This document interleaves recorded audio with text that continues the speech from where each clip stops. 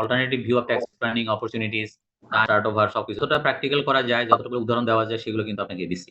এই যে factors affecting tax planning, choice of entity, আমি কোম্পানি করব নাকি আমি করব সোল প্রপার্টিশিপ করব না পার্টনারশিপ করব। তো সুতরাং এটাও একটা চয়েস, কি করলে কি হবে, কোনটা করলে কোন বেনিফিট পাবো, কোনটা হারাবো ইত্যাদি। পিরিয়ড অফ ট্রানজেকশন, তারপরে ট্যাক্স জুরিডিকশন মানে আমি ওই যে হলিডেতে এনজয় করবো।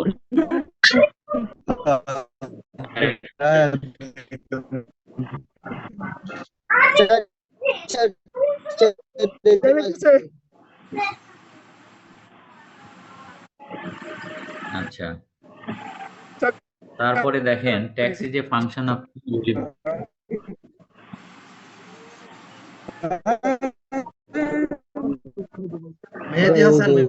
ট্যাক্স, এটা বলছে যে final tax liability function 3 variables হয়ে যায়। এখানেও আপনার ওই যে ডিটেলস কথাগুলো আছে এগুলো দেখে নিন, তো এটা নিয়ে বরঞ্চ আমাদের বেশ কিছু গুরুত্বপূর্ণ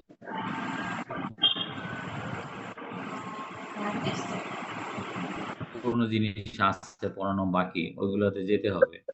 বিশেষ করে আমাদের ওই যে এর মধ্যে আপনি যেভাবে হয় time period to another time period, delay recognition, এগুলো কিন্তু অনেক চালাকি আছে। মানে কিরকম, ধরেন আপনি এইবারে ইনসেনটিভ বোনাস দিবেন ভাবছেন, এখন কি এই জুনে দিবেন না জুলাইতে দিবেন?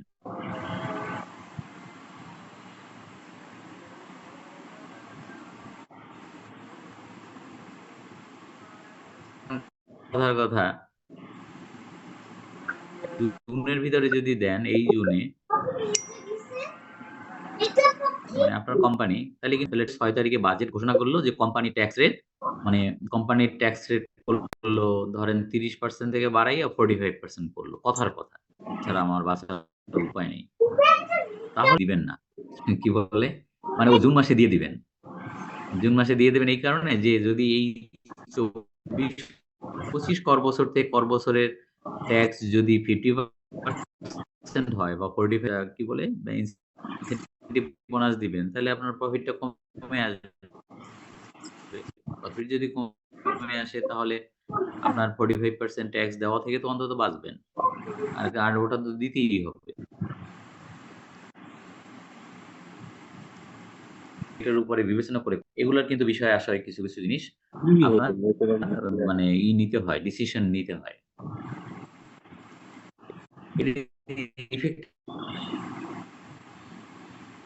Effective tax planning maximize net present value of the minimization, consider both tax and non-tax factor ইত্যাদি ইত্যাদি। দেখেন বাংলা ট্যাক্স কিছু ফেসবুক থেকে পাওয়া, বুঝছেন, এটা লাগাই দিছি এখানে। সেটা হলো যে আপনার ট্যাক্সেবল ইনকামে 20% বিনিয়োগ করুন এবং আপনি সর্বোচ্চ কর রেয়াত নিন।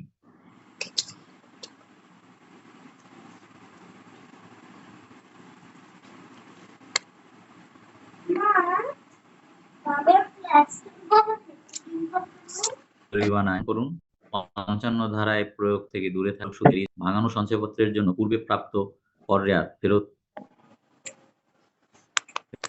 দিতে হবে, নিতে না, দিতে হবে। 5 লক্ষ টাকার বেশি অধিক মানে লোন বা দান নগদে নিবেন না। এতে করে ৬৭-১৩ ধারায় ডিমড ইনকাম হিসাবে আপনাকে বাড়তি কর দিতে হবে। নিজ ব্যাংক অ্যাকাউন্টে অন্যের টাকা লেনদেন করবেন না। ব্যাংক জমার ব্যাখ্যা সন্তোষজনক না হলে ডিমড ইনকাম হিসেবে বাড়তি কর আরোপিত হতে পারে। আয়কর অফিস থেকে প্রাপ্ত নোটিশ বা চিঠি অবহেলা না করে পরিপালন করুন। জেল জরিমানা এড়িয়ে চলুন। আমি দেখলাম যে কথাগুলো ভালো এবং এই কারণে এখানে দেওয়া, ঠিক আছে। এই হচ্ছে আমাদের মানে ট্যাক্স প্ল্যানিংটা। আপনারা বলছিলেন যে স্যার একদিন ছুটির দিনে পড়াইন, তো সেই জন্যই আপনাকে ছুটির দিনে কি করলাম। এখন বলেন এটা নিয়ে যদি কারোর কোনো কোশ্চেন থাকে তাহলে, আর না হলে আমরা অন্য টপিকসে চলে যাব। বলেন। আচ্ছা এখন আমাকে বলেন আপনাদের ওই যে কোন পর্যন্ত দাঁড়ান, না 5 লাখ টাকা পরে শোনেন, এখন হইলো যে আমাদের কি কি পড়ানো হলো আর কি কি বাকি আছে আমাদের। আমি যতটা মনে পড়ে আপনাদের টিডি 7টা হেডের কি অবস্থা? 7টা হেডের 7টা হেড স্যার হয়ে গেছে।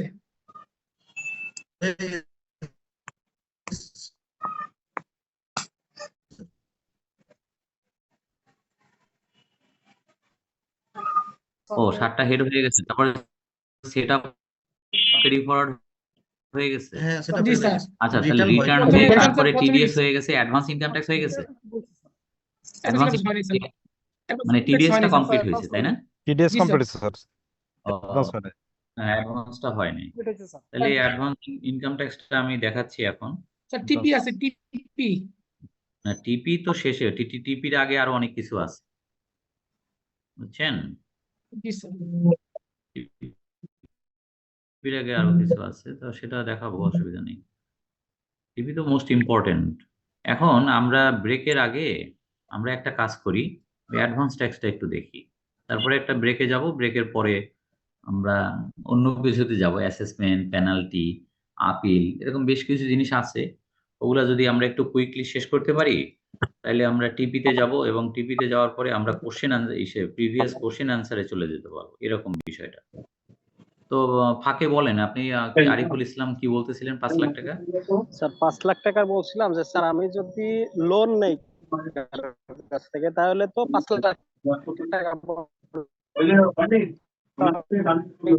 ক্যাশে নিতে পারবো, নিতে পারবো। আর 5 লাখ টাকার উপরে নিলে আমি ব্যাংকের মাধ্যমে শুধু কি স্যার প্রবলেম আছে? এইটা একটা ভালো জিনিস, কিন্তু দেওয়াও আপনাকে ফেরত দিতে হবে। মানে কবে নাগাদ ফেরত দিতে হবে এরকম যেমন কোনো বিধান নাই, আর ফেরত দেওয়ার বেলায় আবার ব্যাংক ট্রান্সফারের মাধ্যমে হতে হবে এটাও বলা নেই। সুতরাং ফেরতটা ক্যাশে দিলে কোনো সমস্যা নেই। Thank you sir, thank you sir, খুব গুরুত্বপূর্ণ একটা তথ্য ছোট বলেছেন। কোশ্চেন ছিল স্যার। হ্যাঁ বলেন। স্যার রিসিভাবল ইনকামের উপর কি ট্যাক্স হয়? মানে ধরুন আরে আমার ফোন দিতে ইন্টারেস্ট বলতেছি ইনকাম না। হচ্ছে 100 টাকা, তার মধ্যে আমি হচ্ছে 80 টাকা হয়তো বা আমার ব্যাংক স্টেটমেন্টে পাইছি, 20 টাকা হয়তো আমি নেক্সট ফাইনাল ইয়ারে পাবো। রিসিভাবলটাকে মানে ইনকামটা আমি 100 টাকায় দেখাচ্ছি, সেক্ষেত্রে কি স্যার পুরো শোনেন 100 না, টাকার আপনার উপরে ট্যাক্সটা হবে নাকি 80 80 টাকার টাকার উপরে? উপর, 80 টাকার উপরে হবে। আপনি আমার কথা একটু ভালো করে মনোযোগ দিয়ে শোনেন। ধরেন আপনার অ্যাকাউন্টস আপনি তৈরি করছেন অ্যাজ পার আইএফআরএস, এবং সেখানে আপনার 100 টাকা এক্রুয়াল সিস্টেমে 100 টাকা ইন্টারেস্ট ইনকাম দেখানো ছাড়া কোনো উপায় নেই। কিন্তু আপনি যখন রিটার্ন সাবমিট করবেন, আমার বুদ্ধিটা নেন, রিটার্ন সাবমিট করবেন, বলা আছে যে মানে কোম্পানি যখন তার রিটার্ন সাবমিট করবে, রিটার্নের সাথে কি কি কাগজ দিতে হবে। অবভিয়াসলি নাম্বার 1 হলো অডিট রিপোর্ট। তো অডিট রিপোর্ট দিলেই তো আমি মরছি, ওখানেই তো 100 টাকা দেখানো না, ওখানে আলাদা separate computation sheet, separate tax মানে ইনকাম, মানে taxable income and tax computation sheet, এই নামে একটা শিট দিতে হয়। যদি ডিফার করে, আমি 100 টাকায় যদি রিটার্ন ইনকাম শো করি, তাহলে আমার আর সেপারেট কম্পিটিশন শিট লাগবে না।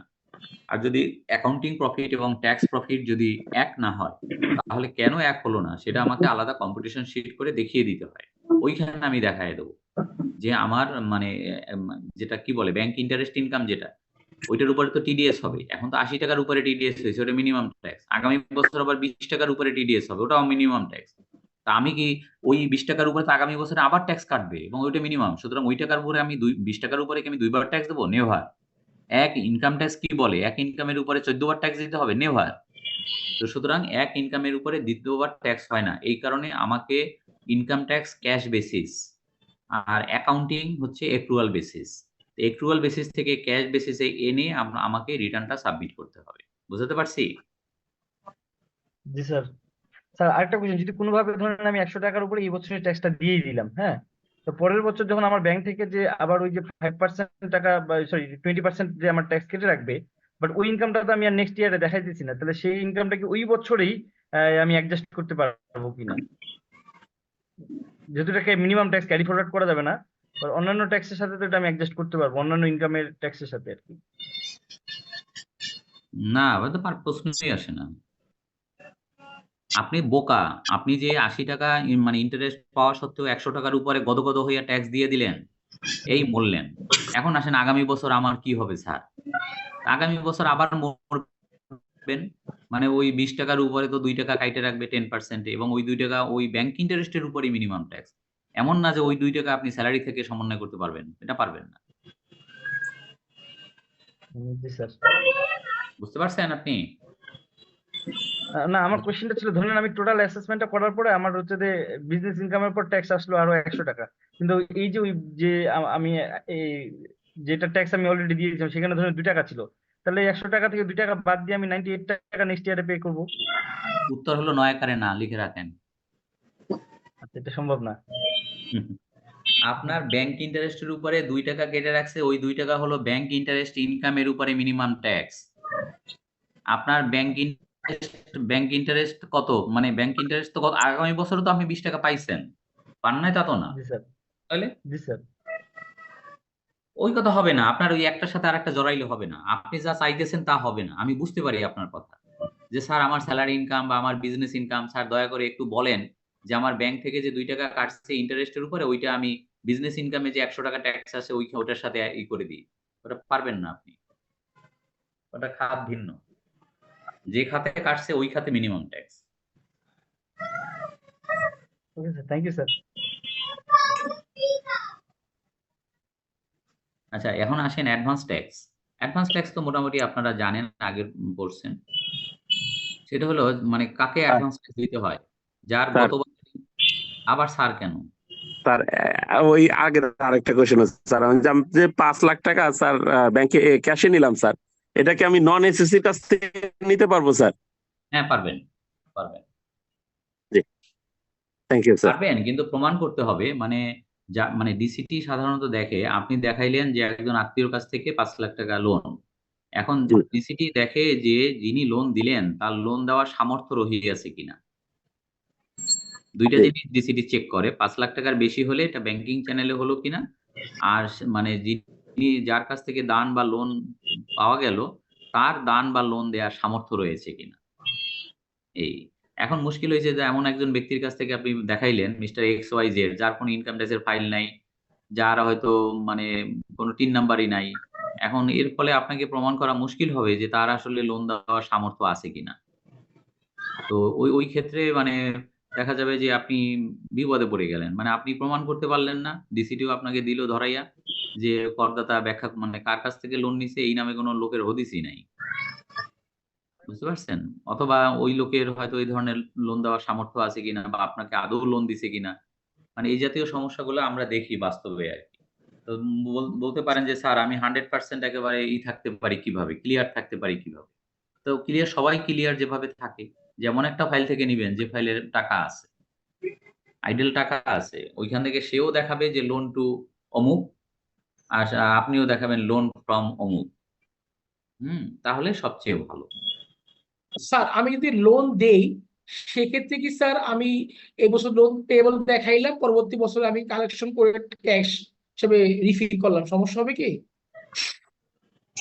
না, সমস্যা তো হবেই, কারণ আপনি যারা লোন দিলেন সে তো আপনাকে ফেরত দেয় নাই, সে তো এখনো লোন দেখাচ্ছে পরের বছরেও যে লোন। না, আমি দিছি একদম যে তার ফাইল নেই, ট্যাক্স ফাইল নেই, বাট তাকে আমি লোন দিছি, ক্যাশ লোন দিছি রিলেটিভকে 4 লক্ষ টাকা। তো পরের বছর আমি ক্যাশে এটা আবার ব্যাংকে জমা দিলাম, আমি জমা দিলাম ক্যাশে পাইয়া, ওইটা আমি রিফিল করলাম, ওই লোনটাকে রিকভার করলাম আর কি। সেক্ষেত্রে কি কোনো ডিসিতে কোনো কোশ্চেন করবে কিনা? হ্যাঁ না, গেছিলাম। প্রশ্নই আসে না, আপনার তো অগাধ টাকা, আপনি আপনার একজন আত্মীয়রে লোন দিয়েছেন, আবার সেটা ফিরিয়ে নিয়েছেন, তো সো হোয়াট, আপনার তো ট্যাক্স মানি, আপনার তো সমস্যা না। আরে সমস্যা হলো ওনার আরিফুলের, সে হলো খালি নেয়, আপনি দেন। উল্টা কোশ্চেন করছেন যে স্যারে আমি মাইসেরে খালি লোন দেই, কোনো অসুবিধা আছে স্যার পরের বছর যদি ফেরত নেই? আরে কয় কি, এটা অসুবিধা? অসুবিধা যত ওনার যে লোন নিবে। বুঝতে পারছেন কথা? জি স্যার। আপনার টাকা আপনি আত্মীয় দিবেন না খালে ফেলায় দিবেন, এটা তো দেখার কি, এটা কোনো অসুবিধা? স্যার ইনকাম ট্যাক্স বেসিক্যালি হচ্ছে আমি কাজটা করবো হচ্ছে আমি একটা বড় খরচ করব, খরচটা আমি লোন দেখাবো, পরবর্তী সময় খরচটা অন্য ইনকাম দিয়ে আমি রিফিল করবো, ট্যাক্স অ্যাভয়েডেন্স করবো আর কি। না না, এটা ট্যাক্স অ্যাভয়েডেন্সের কিছু নাই। আপনি একটা রুই মাছ কিনে খাইয়ে ফেললেন, আপনি IT10 ডাবল বিতে দেখাবেন না, না দেখালে তো এটা ক্যাশে থেকে যাবে সেটাই করবো টাকাটা। আর কি। এটা তো ক্যাশে থাকলে আপনার অসুবিধা কি? তো আপনার মানে লোন টু ফ্রেন্ড বা লোন টু আত্মীয় স্বজন এটা দেখাতে হবে কেন? কেন, হোয়াই? আপনার ক্যাশ ইন হ্যান্ড মোটামুটি দেখানো আছে 4 আমাদের লাখ টাকার মতো আর কি। আমাদের সংবিধানে এরকম কোনো কথা নাই বলা গেছে আর যে সেই আপনি জন্য কত টাকা পর্যন্ত ক্যাশে দেখাতে পারবেন। আমি পরহেজগার মানুষ, আমি সুদ খাই না, আমি কোনো ব্যাংকে টাকা রাখি না, আমার টাকা সব বালিশের তলে। তো সো হোয়াট? এটা আমার মানবাধিকার। বললাম স্যার তো ক্যাশ আপনাকে। ইন হ্যান্ড বড় হলে সমস্যা নাই। জি স্যার, থ্যাংক ইউ। আমি ক্যাশ ইন এরকম হ্যান্ডে বড় কোনো রাখতে আইন চাই না, নাই, আমি এরকম চেষ্টা করি কোনো আইন যতটুকু 100% এরকম কোনো আইন ফেলে নাই রাখার যে জন্য। ক্যাশ ইন হ্যান্ড এ আপনি কত টাকা পর্যন্ত দেখানো যাবে। হুম। আর এবং এর উত্তর হচ্ছে আনলিমিটেড। স্যার ক্যাশ কিন্তু নেওয়ার পরে অ্যাসেট আকারে ওটা সার্চার আসবে না বেশি হলে? সেটা তো ভিন্ন কথা, আসবেই। 4 কোটি টাকার উপরে হলে, 10 কোটি টাকার উপরে হলে রেট ভিন্ন না? তাও আসবে। যার টাকা আছে তার সারচার্জ আসবে, তাতে আপনার অসুবিধে কি? ইনকাম ট্যাক্স ডিপার্টমেন্টের দেখার কথা whether it is taxed money or not. এটা কি ব্লাক মানি না হোয়াইট মানি? এটাই হচ্ছে হেডেক। আপনার যদি হোয়াইট মানি হয়ে থাকে তাহলে এটা নিয়ে এত দুশ্চিন্তা কেন? কি আবার আরিফুল ইসলাম কেন? স্যার এখানে আরেকটা প্রশ্ন ছিল আমার, না, সেটা হচ্ছে আপনাকে আর কোনো না, না, আমি পার্সোনাল আজকে প্রশ্ন না স্যার। না, না, পার্সোনাল না হইলে আপনাকে দেওয়া হবে না।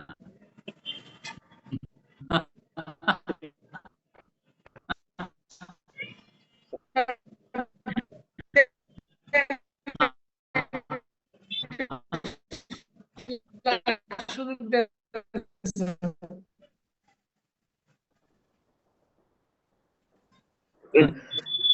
আচ্ছা, স্যার 1 মিনিট, 1 আমরা মিনিট। অনেক সময় ব্যক্তি ফাইল দেখা যাচ্ছে যে আহ,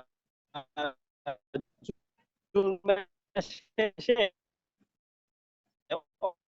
অনেক সময় দেখা যাচ্ছে তার অ্যাকাউন্ট তো আসছে ফিল আপ করি আত্মীয়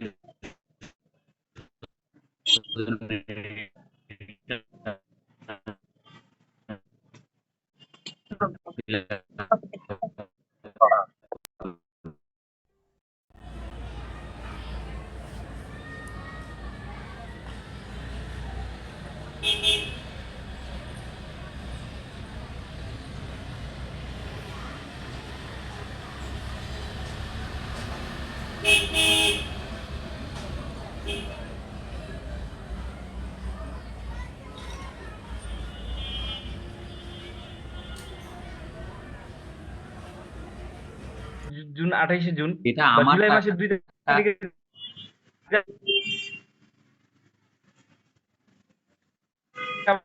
আমি টাকা জমা দিয়ে দিলাম ব্যাংকে, তাহলে স্টেটমেন্টে তো প্রেজেন্ট হলো। হইলো, তাতে কি হলো? আপনি একটা ব্যাগ, আর আপনি যদি বলার মতো সব ওইরকম ব্যাগ রেখে দেন তাহলে কোন ব্যাখ্যাই কোন কাজ করবে না। জি, আপনার না, কোনো কাজ করবে না। আপনি কিসের এক্সপ্লেনিং করবেন? আপনি যদি পুরোটাই এরকম, মানে ঠিক আছে সবাই অন্ধের মতো, মানে আমি যদি আমি উঠাই ফেললাম, জমা দিলাম, তো কই পাইলাম আমি, যাই হোক একজনের কাছ থেকে পেয়েছি, আবার তাকে দিয়ে দিছি, অসুবিধা কি আছে? ডিসিটি পই টু পই করে ধরে না। ডিসিটি দেখে, বেসিক্যালি দেখে হলো whether your asset, your asset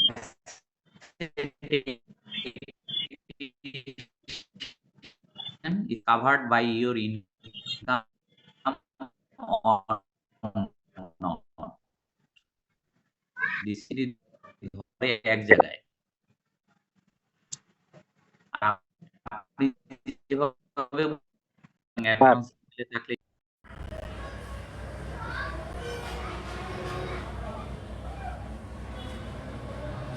দেখা গেল যে চল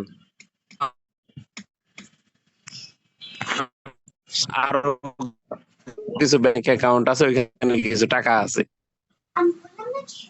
শোনেন, এটা আমার একটা পরামর্শ শোনেন, এটাও ট্যাক্স প্ল্যানিং এর একটা অংশ। সেটা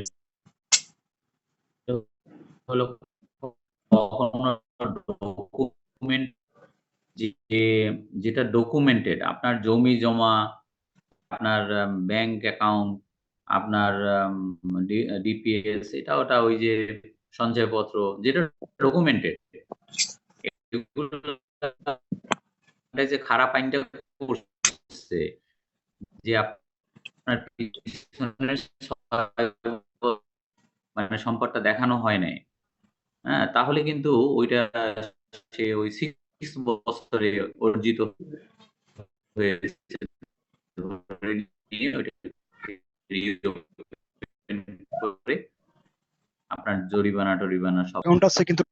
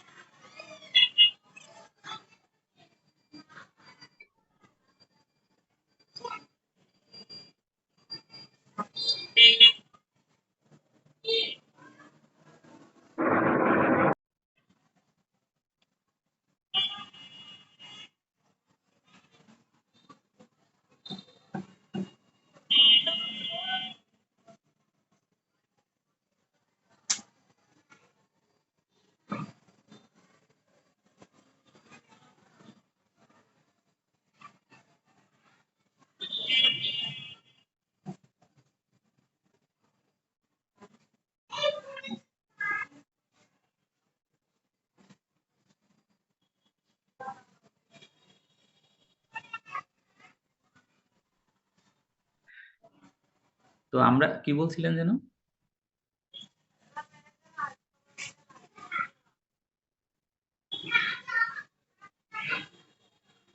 কি বললেন আবার বলেন তো, শুনতে পাচ্ছেন? শুনতে পাচ্ছি।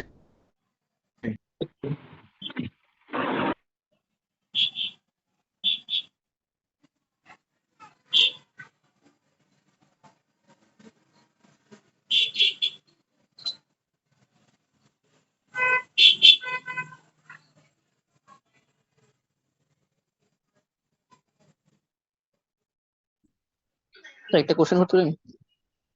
বলেন স্যার বলেন। আমার 3টা ব্যাংক অ্যাকাউন্ট আছে। তো হচ্ছে আমি যখন রিটার্ন ফাইল করি 2টা দেখানো হয়, আর একটা অ্যাকাউন্ট আছে যেটা কিনা আমার অ্যাকাউন্ট গেছে, কিন্তু আমার কোনো পার্সোনাল ট্রানজাকশন ওখানে নাই। ওখানে আমার রিলেটিভ যারা দেশের বাইরে থাকে তারা সবাই রেমিটেন্স ওখানে পাঠায়। এক্ষেত্রে আসলে আমি যেহেতু এখানে দেখাচ্ছি না, আমার কোনো রিস্ক ফ্যাক্টর এখানে কাজ করতেছে কিনা এজ এ পার্সোনাল এসএসসি? অবশ্যই অনেক রিস্ক। আপনার ওই ব্যাংক ব্যালেন্স আপনি হাইড করতেছেন, আপনার একটা সম্পদ গোপন করতেছেন, আপনি সম্পদ গোপনকারী। চিন্তা করে দেখেন, আপনার ওখানে 10 টাকা আছে কিন্তু ওই 10 টাকা আপনি দেখাচ্ছেন। কিন্তু account টা তো স্যার আমার না। যদি অ্যাকাউন্ট আমার বাইরে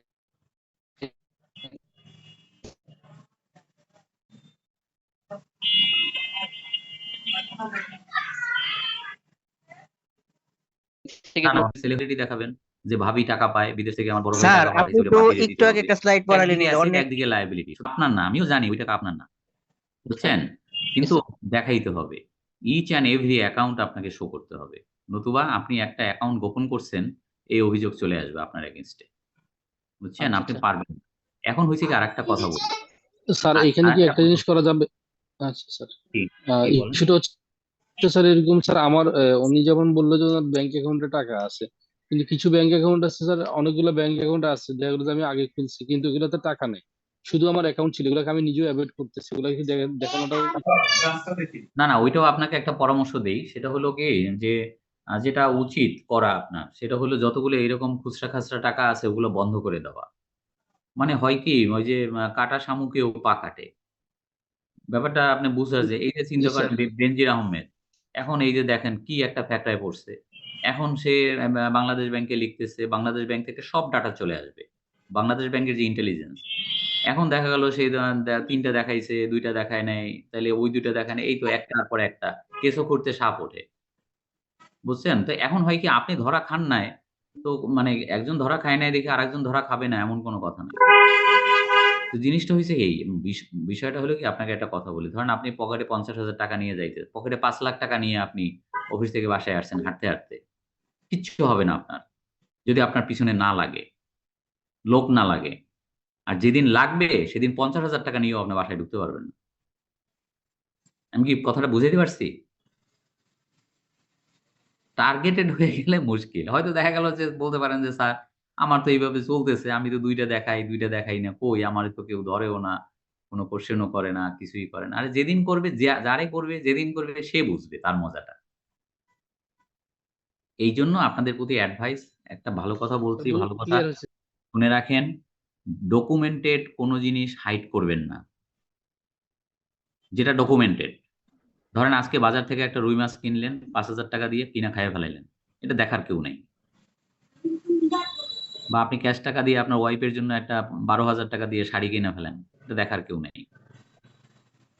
বুঝতে পারছেন? কিন্তু আপনি ১ খন্ড জমি কিনবেন ২,০০,০০০ টাকায় আর দেখাবেন না, তা হবে না। বা আপনার স্যার কি বলেন?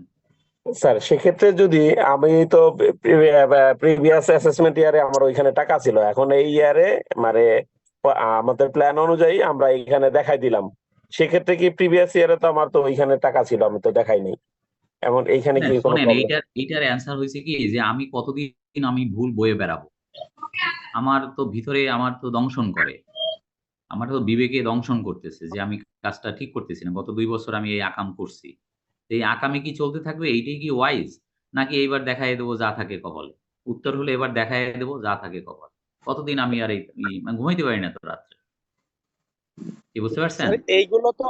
এইগুলো তো মূলত নজরে আসে যদি ফাইলটা আমার ইয়েতে অডিটের আওতায় পড়ে, তখনই মূলত নজরে আসে। তাছাড়া তো সচরাচর সব ফাইল তো আর না, এভাবে সচরাচর আসে না। ঘেটে দেয়। এইটাই। কিন্তু হয় কি আপনি দেখাইয়া দিবেন। আরেকটা বুদ্ধি আছে সেটা হলো এই বুদ্ধিটা অনেকে নেয়। সেটা হলো আমি ওই যে cash in hand and at bank. আমার ধরেন ১৪ টা ব্যাংক আছে। এখন কে বইসা যোগ করতে যায়? আমি ঢালাও দেখাইয়া দিলাম। এটাই ব্যালেন্সিং ফিগার। তারপরে যদি কোনদিন ধরা খাই তখন পাই টু পাই আমি মিলিয়ে দেব। তখন আমার হাতে একটা সুযোগ থাকে যে মিলিয়ে দেওয়ার। এই চালাকিটা অনেকে করে। যে আমি ঠিক আছে কোন তখন স্যার ব্যাংক ক্যাশ বেশি দেখাইতে হবে তো। না ওই তো মানে cash in hand and at bank. তার মানে আমার ব্যাংকে এবং হাতে মিলে মোট এত টাকা আছে। তো এখন দেখা গেল এটা আর অডিটে পড়ে নাই। সুতরাং কোনো কোয়েশ্চেন এর সম্মুখীন হই নাই। চলে গেছে। কোনদিন যদি ধরা পড়ে, কোনদিন যদি এটা আবার অডিট ফেস করতে হয়, রিওপেন ফেস করতে হয়, তখন আমি বলে দেব ইয়েস ওইটার ভিতরে এইটা আছে। ওটা সুযোগ থাকে আরকি। আর যদি আমি পাই টু পাই একেবারে আর যদি আপনার ভিতরটা পরিষ্কার থাকে, আপনার ভিতরটা যদি পরিষ্কার থাকে তাইলে একদম অনেকে দেখছি আমি একেবারে ব্যাংক অ্যাকাউন্ট নাম্বার সহ দিয়ে দেয়।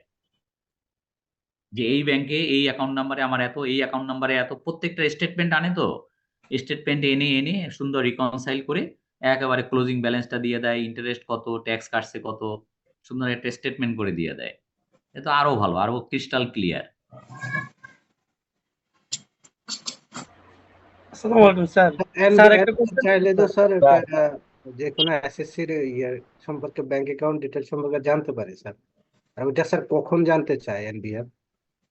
ওইটা যেকোনো সময় জানতে যাইতে পারে। এটা আপনার অ্যাসেসমেন্ট পর্যায়েও চাইতে পারে, অ্যাসেসমেন্টের বাইরেও সন্দেহ হইলে ওই ক্ষমতা দেয়া হইছে। বুঝতে পারছেন? সুতরাং বি কেয়ারফুল। ব্যাংক এখন ওইটাও চাইছিল কিন্তু ওইটা মানে এই থেকে বাংলাদেশ ব্যাংক থেকে দেয়নি। মানে ইনকাম ট্যাক্স এর হাত তো অনেক লম্বা।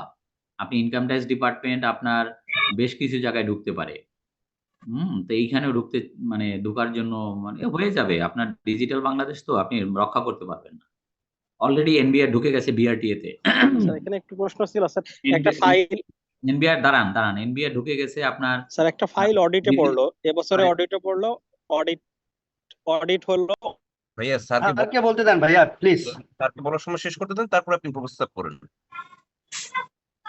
এই ফাইলটা কি রি অডিট হতে পারে কিনা স্যার? উনি শোনাশোনির মধ্যে নাই। ওনার কথা উনি কইয়া যাও। আগে স্যারকে বলতে দেন। না আমি যেটা বলতে চাচ্ছিলাম সেটা হলো এনবিআর এর হাত অনেক লম্বা। সরকারের হাত কিন্তু অনেক লম্বা। অলরেডি এনবিআর এর সাথে এমওইউ হয়ে গেছে বিআরটিএ, তারপরে আমাদের ন্যাশনাল আইডি, এরকম আরো জানি কি সাথে। তো সঞ্চয়পত্রটা হয়েছে স্যার। সঞ্চয়পত্রটাও মানে এসব জায়গা থেকে মানে অটোমেটিক্যালি তথ্য চলে আসবে। আপনি একটা গাড়ি মিরপুরে যাবেন, রেজিস্ট্রেশন করবেন, টাস করে আপনার ইনকাম ট্যাক্সের ফাইলে তথ্য চলে আসবে। আমেরিকার মতো। আমেরিকাতেও তাই। মানে ফুল অটোমেশন হলে যা হয়। মানে সফটওয়্যার গুলো ওরকমই যে চলে আসে সব। তো যাই হোক, তো এখন কথা হলো যদি ব্যাংকের সাথে অটোমেশন হয়, ব্যাংকের সাথে লিঙ্ক থাকে, তাহলে তো আপনার সব আপনার বলা লাগবে না, আপনার বলার আগে সব চলে আসবে। বুঝতে পারছেন? এই হলো বিষয়। তো যদি আমাদের ডাটাবেজ ওরকম হয়, দেখা যায় সেন্ট্রাল ডাটাবেজ, সবকিছু অটোমেশন, তাহলে তো আপনি যখন রিটার্ন ফিল আপ করবেন, আপনার কোন ব্যাংকে কত আছে আপনার জানা লাগবে না, আপনার ওই ইসে চলে আসবে সব। বিদেশে তো তাই হয়, বিদেশে রিটার্ন 50% 70% ফিল আপ হওয়া থাকে, কারণ আপনি যা যা খরচ করছেন, যা আয় করছেন, সবই তো ব্যাংকিং চ্যানেলে, এবং সবই কিন্তু সেন্ট্রাল ডাটাবেজে উঠে আছে। বুঝছেন? ঠিক আছে, তাইলে আমরা একটা ব্রেকে যাই, ব্রেকে গিয়ে তারপরে না, স্যার উনি কি কোশ্চেন করলো জানি, কি কোশ্চেন কয়টায় আসবেন স্যার, শুরু করবেন স্যার? তো 15 মিনিটের মতো একটা ব্রেক নিয়ে নিই। স্যার ঠিক আছে? আর বলেন। 30 সেকেন্ড স্যার। স্যার ওই আমি যে ওইখানে আমার টাকার পরিমাণটা তো ধরেন স্যার একটু ব্যাংকে একটু বেশি আছে, তো এইটা কি আমি এখন ইনকাম হিসাবে তো দেখাইতে গেলে তো আমার অনেক টাকা ট্যাক্স আসবে, আমার তো তাহলে এই যে ইকুয়েশন মিলবে না স্যার, তাহলে যদি ওইখানে টাকা দেখাইতে যাই। আগে যা গেছে গেছে, এখন আপনি 30 জুনে সব টাকা তুলে ফেলেন, তাহলেই তো আপনার রিটার্ন মিলে যাবে। ও অসুবিধা কি? আপনার ট্যাক্স প্ল্যানিং এর সময় তো ক্লাস এই যে চলতেছে, এখন এপ্রিল মে, তো ভালো সময় চলতেছে। স্যার এই জন্যই তো স্যার আপনার স্যার কোশ্চেন করতেছি স্যার এইগুলা। বুঝছেন? জি সব স্যার। টাকা তুলে ফেলেন, তুলে বড় বড় রুই মাছ খাইয়ে ফেলেন, তাহলে দেখবেন আর টেনশন নেই, যত টাকা তত টেনশন। বুঝছেন? স্যার একটা কোশ্চেন ছিল ঠিক স্যার। আছে। না, আমরা আসি একটা ব্রেকের পরে আবার কোশ্চেন নেবো, অসুবিধা নেই। ঠিক আছে। কামরুল ভাই আছেন? কামরুল ভাই, হ্যালো জি ভাইয়া, আসি ভাইয়া।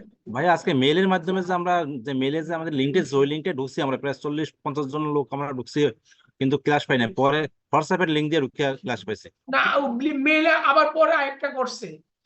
আমি তো মেল দিয়ে ঢুকি, হ্যাঁ হ্যাঁ, আগে একটা মেল ছিল, ওই মেলটা আপনি আবার রিভাইজ করে একটা মেল দিছে, এই জন্য রিভাইস এই সমস্যাটা হয়েছে আর কি। বুঝতে পারছেন ভাইয়া?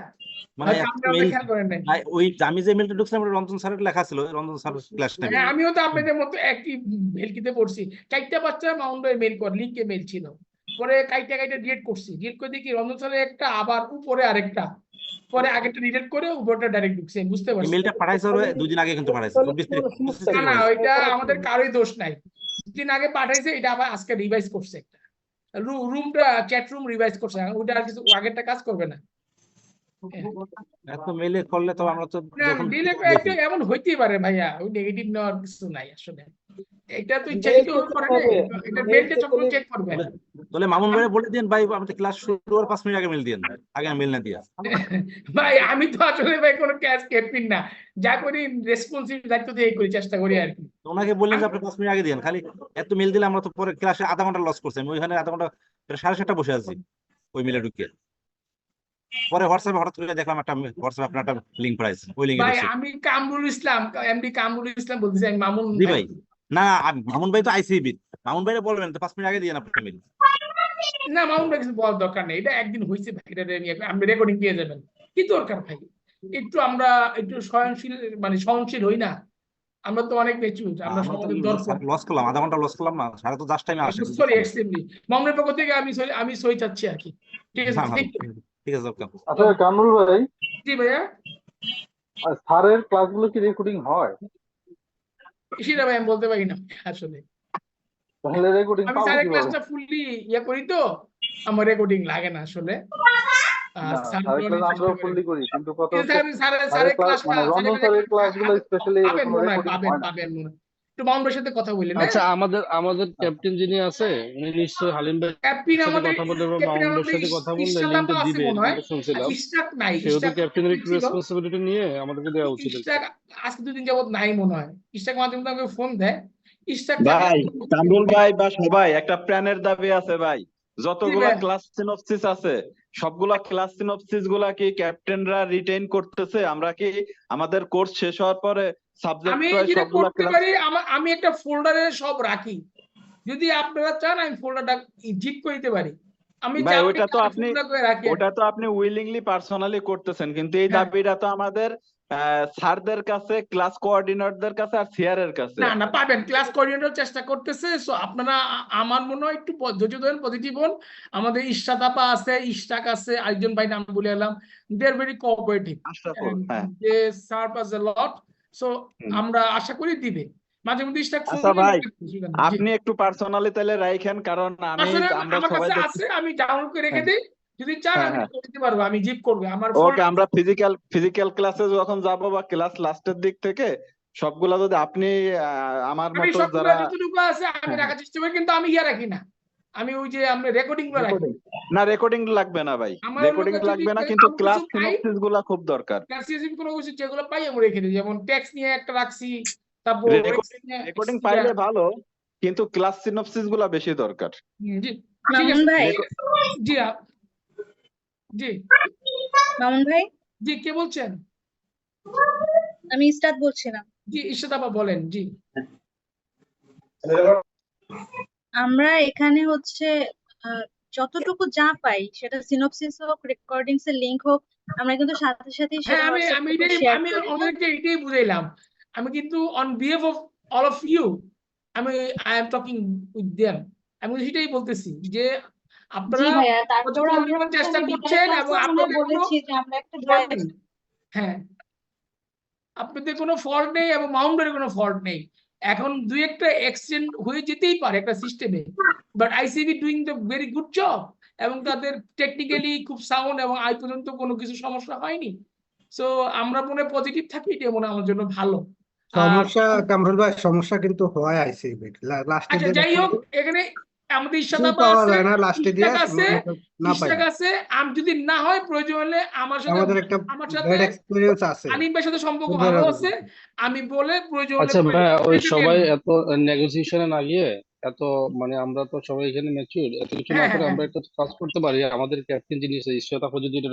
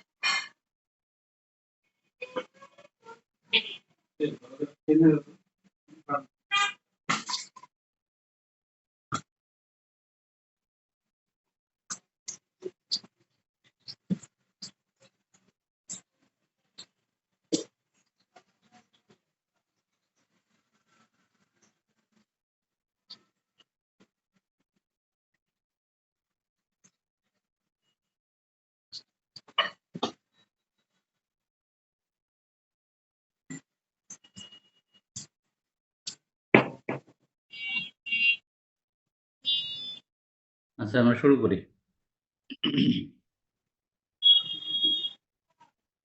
আছেন সবাই? আছি স্যার। জি স্যার। ওকে, তো প্রথমেই আমরা দেখি অ্যাডভান্স ট্যাক্সটা এমনি আপনারা জানেন কম বেশি। তো মানে অ্যাডভান্স ট্যাক্স কাকে কাকে দিতে হয়? যার গতবারের ইনকাম 6 লাখ টাকার বেশি ছিল, সে অ্যাডভান্স ট্যাক্সের আওতাভুক্ত। তো সাধারণত যারা চাকরিজীবী তারা অ্যাডভান্স ট্যাক্স দেয় না, কারণ তাদের বেতন থেকে যে ট্যাক্স কেটে রাখে ওইটাই অ্যাডভান্স ট্যাক্স। তো সুতরাং তাকে আর 4টা কিস্তিতে কিন্তু অ্যাডভান্স ট্যাক্স দিতে হয়। এই যে 4টা কিস্তি, মানে প্রথম কিস্তি হচ্ছে 15ই সেপ্টেম্বর, দ্বিতীয় কিস্তি 15ই ডিসেম্বর, তৃতীয় কিস্তি 15ই মার্চ এবং সর্বশেষ 4th কিস্তি হচ্ছে 15ই জুন। এই 4টা সমান কিস্তিতে যদি কারোর 1 লাখ টাকা অ্যাডভান্স ট্যাক্স দিতে হয় তাহলে 25,000, 25,000, 25,000, 25,000 এভাবেই দেওয়ার নিয়ম। তো এখন কথা হলো, যদি সাধারণত ব্যবসায়ীরা বা বিভিন্ন কোম্পানি তারা কিন্তু অ্যাডভান্স ট্যাক্স এইভাবে দিয়ে থাকে। আর সোর্স ট্যাক্সে যেটা কেটে রাখে তার কাছ থেকে যেটা কেটে রাখে ওটাও অ্যাডভান্স ট্যাক্স। এখন অ্যাডভান্স ট্যাক্স কিন্তু নতুন পুরান উভয় শ্রেণীর করদাতাকেই দিতে হয়। যারা পুরাতন করদাতা তাদের on the basis of last assessed income, সর্বশেষ নিরূপিত আয় যদি তার 1 কোটি টাকা হয়, এবারেও তার 1 কোটি টাকার মতো আয় হবে, এটা ধরে নিয়ে তাকে অ্যাডভান্স ট্যাক্স দিতে হয়। আর যারা নতুন করদাতা সে যদি মনে করে তার ইনকাম এবার 6 লাখ টাকার বেশি হবে, তাহলে তাকেও কিন্তু ওই রাফ একটা হিসাবের উপরে, একটা প্রজেকশনের উপরে তাকে কিন্তু অ্যাডভান্স ট্যাক্স দিয়ে যেতে হবে। না দিলে কিন্তু মরণ। সেটা আমি পড়াচ্ছি একটু পরে যে না দিলে কি হবে। আর কখন দিতে হয় সেটা তো বললাম, 4টা সমান কিস্তিতে দিতে হয়। কি মিরাজুল ইসলাম? স্যার আমার উইথ হোল্ডিং ট্যাক্স যেটা স্যার কাটা ছিল ডিউরিং দ্য ইয়ারে গত বছরে, আমার ওটাই অ্যাডজাস্ট হয়ে গেছে স্যার, আর আমার এআইটি বেশি কাটা ছিল। সেক্ষেত্রে কি এই বছর আমাকে অ্যাডভান্স দিতে হবে কিনা স্যার?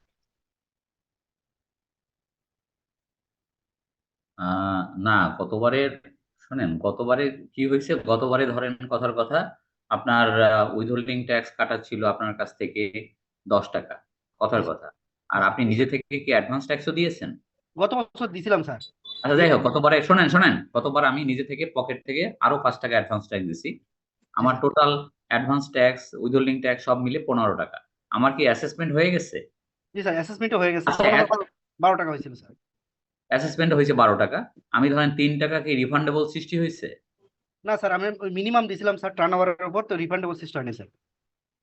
তাহলে ফরগেট ইট, আপনার এই পিছন নিয়ে কোনো কথা বলারই কোনো দরকার নেই। অ্যাডভান্স নিয়ে বলতে চাচ্ছি স্যার, এই বছর কি আমাকে অ্যাডভান্স ট্যাক্স এর কাজ স্যার কিস্তি দিতে হবে কিনা স্যার? দিতে তো হবেই। এখন যদি আপনার উইথহোল্ডিং ট্যাক্স দিয়ে অ্যাডভান্স ট্যাক্স কভার হয়ে যায় তাহলে আর দিবেন কেন? না, আমার অ্যাজাম্পশন যেটা স্যার আমার কভার হয়ে যাবে, সেক্ষেত্রে তো আমার দরকার নেই স্যার। ওই তো, মানে অ্যাজাম্পশনটা যেন ঠিক হয়। অ্যাজাম্পশন যদি ঠিক না হয় তাহলে কি হবে সেটা বলতেছি। ধরেন আপনি অ্যাজাম্পশন করছেন আপনার এবারে ইনকাম হবে 100 টাকা, জি স্যার। তো ডিসিটি আপনাকে ইনকাম করলো 800 টাকা, তো আপনার তো অ্যাজাম্পশন ঠিক হলো না। জি এখন স্যার। বলতে পারেন মানে সে গাঁজাখুরি ভাবে আমার ইনকাম ধরলেই হলো। ইয়েস, ধরলে ওইটার উপরেই কিন্তু আপনার ওই সিম্পল ইন্টারেস্ট হবে। সেই ক্যালকুলেশনটা আমি একটা অঙ্ক করাবো এখন। জি স্যার, থ্যাংক ইউ স্যার। তো ওইটা অঙ্কটা করলে পর বুঝতে পারবেন। তো এখন হয় কি, আপনার অ্যাজাম্পশন যদি রং হয় তার জন্য সাফারিং আপনাকে ভোগ করতে হবে। এই আর কি। স্যার হ্যাঁ, বলেন।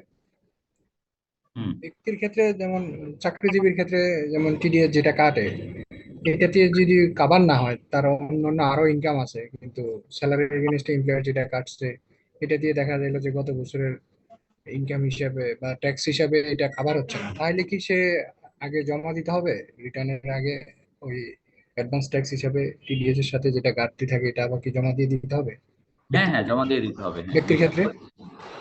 সব ক্ষেত্রেই, ব্যক্তি কোম্পানি সবার ক্ষেত্রেই আজকে যেটা পড়াচ্ছি অ্যাডভান্স ট্যাক্স, এটা সবার ক্ষেত্রে প্রযোজ্য। মানে যারই গতবারের ইনকাম 6 লাখ টাকার বেশি, ধরে নিতে হবে যে সে অ্যাডভান্স আজকে যেটা পড়ানো হচ্ছে সেইটার আওতাভুক্ত। এখন দিবে কি দিবে না সেটা তার ব্যাপার।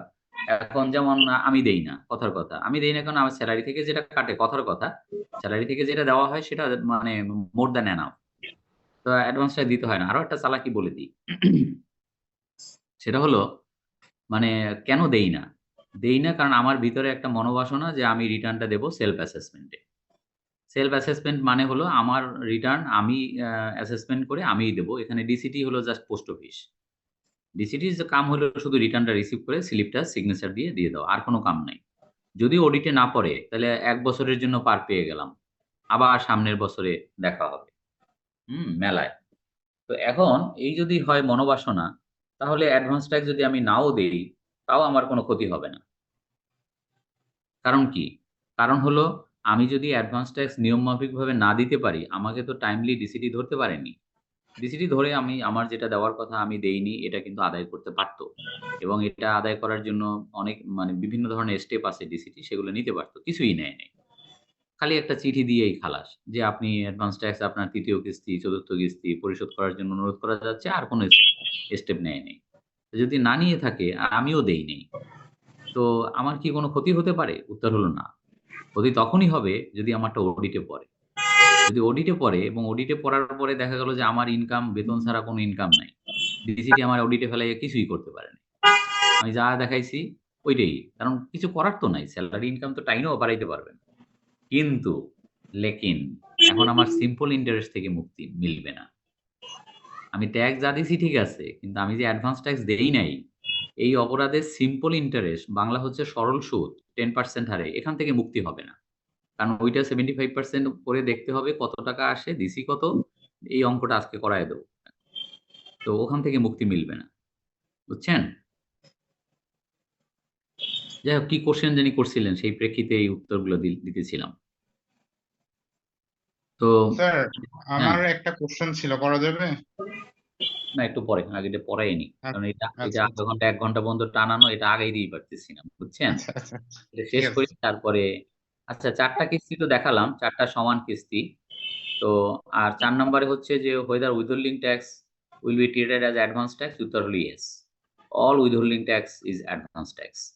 যত উৎসে কর্তৃত কর সবগুলাই আপনার অগ্রিম কর হিসেবে বিবেচিত হয়। আচ্ছা, 5 নাম্বারটা আর পড়াইলাম না, কারণ 5 নাম্বারটা আইনে আছে, বাস্তবে নাই। আইনে কি আছে, যদি কেউ অ্যাডভান্স ট্যাক্স বেশি দিয়ে থাকে, সেই বেশিটা গভর্নমেন্ট তাকে, ইনকাম ট্যাক্স অফিস তাকে ফেরত দিবে, রিফান্ড দিবে উইথ 10% ইন্টারেস্ট। বুঝতে পারছেন? তা কেন পড়াইলাম না এটা তো বুঝতে পারেন আপনি, যেটা মোস্টলি ইনপ্র্যাকটিক্যাল, মানে এটা প্র্যাকটিক্যাল না। জি আর স্যার। 6 নম্বরে হচ্ছে যেখানে রিফান্ডই দেয় না, আপনার প্রাপ্য টাকা আপনার পাইতে আপনার মানে জুতার তলা ক্ষয়, তো সেখানে ওই 10% ইন্টারেস্ট সহ দিবে, এটা আজ পর্যন্ত দেয়নি। এরকম কোনো ঘটনা আজ পর্যন্ত ঘটেনি। তো যাই হোক আর কি, এটা মানুষও মানে ট্যাক্স করদাতা যারা, তারাও ভাবে যে ঠিক আছে, যেটা রিফান্ড ওইটা পাইলেই তো হয়, আবার 10% কেন? তো 10% তো আপনি অ্যাডভান্স ট্যাক্স যদি বেশি দিয়ে থাকেন তাহলে। তো এরকম তো অ্যাডভান্স ট্যাক্স, তো উইথহোল্ডিং ট্যাক্সও তো অ্যাডভান্স ট্যাক্স, তো ওইটাও তো আমার বেশি দেওয়া আছে, আমার ইম্পোর্ট স্টেজে বেশি দেওয়া আছে, কথার কথা, মেশিনারি ইম্পোর্টে, তো ওটা তো এআইটি হিসেবে গণ্য। তো যাই হোক, ওরকম হয় না, বাস্তবে হয় না, কিন্তু আইনে আছে যে যদি অ্যাডভান্স ট্যাক্স বেশি দেওয়া হয়, তো বেশিটা যেটা ফেরত হবে সেটা উইথ ইন্টারেস্ট 10%। এইখানে বলছে is there any scope to pay estimated amount of advance tax? Yes. মানে আমার গতবারে ইনকাম হয়েছিল 1 কোটি, এইবার ধারণা করতেছি আমার ইনকাম হবে 2 কোটি, তাহলে আমি 2 কোটির উপরে বেসিস করে দেবো। আবার উল্টাটাও হইতে পারে যে করোনার কারণে গতবার ইনকাম ছিল 1 কোটি, এবার ধরে নিচ্ছে আমার ইনকাম হবে মাত্র 25 লাখ, তাহলে 25 লাখের উপর বেস করে দেবো। তাতে কি কোনো অসুবিধা আছে? উত্তর হচ্ছে no. I can pay my মানে advance tax on my own estimate. Even আমি ডিসিটি বরাবর এমন চিঠিও লিখতে পারি যে আমি এবারে, আমার দোকানে আগুন লেগে গেছে, আমার দোকান পুড়ে গেছে, আমার ব্যবসায় প্রচুর ক্ষতি হয়েছে, এবার আমার ইনকাম তো দূরের কথা, উল্টা আরো লোকসান হবে, সুতরাং আমি অ্যাডভান্স ট্যাক্স দেওয়া থেকে বিরত রহিলাম। শেষ, কথা শেষ। এখন আসেন আসল কথা, আসল পড়ানোর জায়গাটা হলো এই, বুঝছেন? সেটা হলো যে what are the consequence in case of failure to pay advance tax. অগ্রিম কর যার দেওয়ার কথা সে যদি না দেয়, তার জন্য কি কি মানে কনসিকুয়েন্স হতে পারে? নাম্বার 1, যার দেওয়ার কথা দেয়নি, এখন সে হবে অ্যাসেসি ইন ডিফল্ট, মানে কর খেলাপি, নাম্বার 1। নাম্বার 3, 2 নাম্বারটা অঙ্ক করে পড়াইতে হবে, 2 নাম্বারটা এমনি মুখে পড়াইলে বোঝা যায়। নাম্বার 3 হচ্ছে যে যত টাকা আমি কম দিলাম, সেই তার সমপরিমাণ টাকা পর্যন্ত ডিসিটি আমাকে জরিমানা আরোপ করতে পারে। আরোপ করতে পারে মানে নাও পারে, মানে এটা মানে কম্পালসারি না, এটা ডিসক্রিশন টু দ্য ডিসিটি। এটা ডিসিটির একটা ডিসক্রিশন যে ডিসিটি আমাকে জরিমানা করবে কি করবে না, বাট করতে পারে। মানে করলে কত টাকা করতে পারে? যত টাকা আমার ঘাটতি, মানে নিয়ম অনুযায়ী আমার যে পরিমাণ টাকা অ্যাডভান্স ট্যাক্স দেওয়ার কথা আর আমি যা দিয়েছি, কম দিয়েছি, বলতে পারেন নিয়ম অনুযায়ী আমার কত টাকা দেওয়ার কথা, ওই যে গতবারের ভিত্তিতে। এইখানে কিন্তু পাস্ট, প্রেজেন্ট, ফিউচার তিনটাই আছে। মানে গতবারের আমার কত টাকা আমার নির্ধারিত আয় ছিল, অ্যাসেসড ইনকাম, গতবারের সর্বশেষ নিরূপিত আয়ের উপরে ভিত্তি করে বর্তমান বছরের কর হার অ্যাপ্লাই করে আগামী কর বছরের জন্য আমি এখন অ্যাডভান্স ট্যাক্স দেব, এটাই নিয়ম। তার মানে এখানে কিন্তু ভূত, ভবিষ্যৎ, বর্তমান সব আছে। মানে কিরকম অতীত, বর্তমান, ভবিষ্যৎ তিনটেই আছে। অতীতকে বেস করে বর্তমান রেট অ্যাপ্লাই করে, বর্তমানে যে ইনকাম ট্যাক্সের রেট চলতেছে এইটা অ্যাপ্লাই করে, কারণ আগামী বছরের জন্য 24-25 পর বছরের জন্য আমি এখন ট্যাক্স দেব।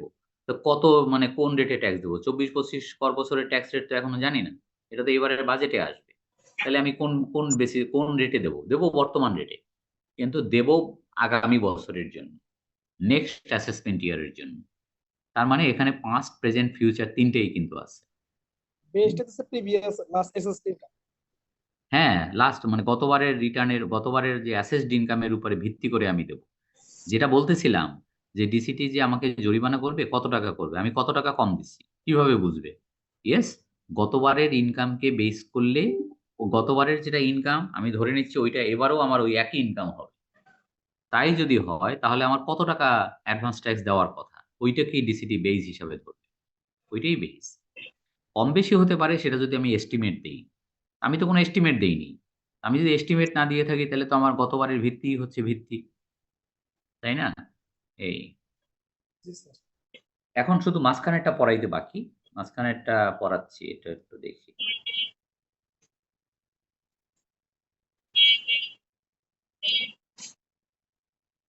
ওইটা আবার আনতেছি।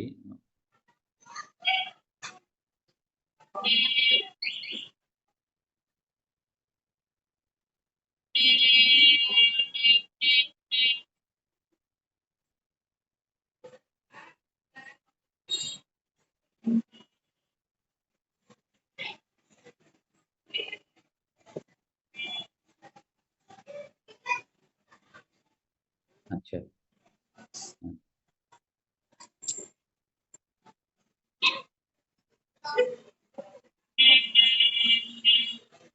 আচ্ছা একটা জিনিস, একটা অঙ্ক দেখি, দেখতে পাচ্ছেন মনে হয়, তাই না? জি স্যার, স্ক্রিন দেখা যাচ্ছে। হুম,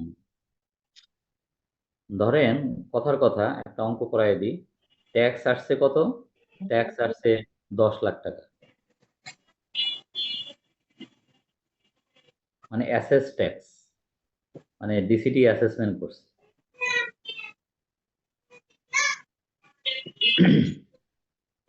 আচ্ছা, তো লেস না, এটার 75% কত আসে? 75% আসে 7.5 lakh. 7,50,000। Less AIT actually paid.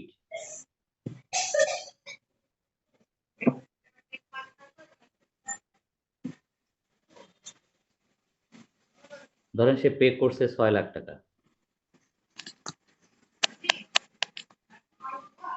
তাহলে শর্টফল 1,50,000।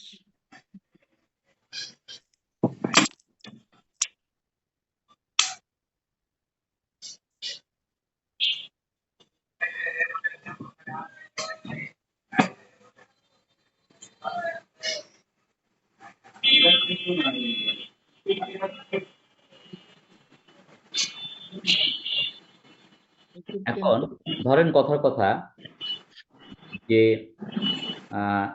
এআইটি যেটা, সেটা এআইটি পেইড করছে 6 লাখ টাকা কোম্পানি, 6 লাখ, আর হলো মানে tax paid at the time of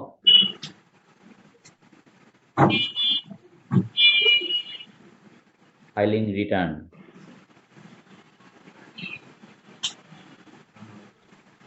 যেটা আগে ছিল 74 এর ট্যাক্স, এটা এখন মনে হয় 74 ট্যাক্স। হ্যাঁ, এটা মনে হয় এখন 174।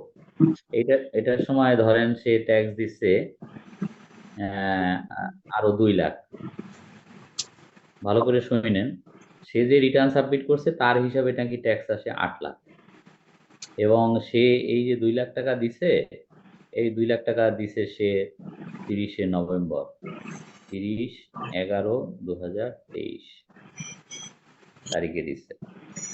আর এআইটি তো টাইমলি দিচ্ছে, বুঝছেন? এখন মানে তার মানে calculation of simple interest, 1,50,000 into 10, 10%, 1,50,000 into 10%।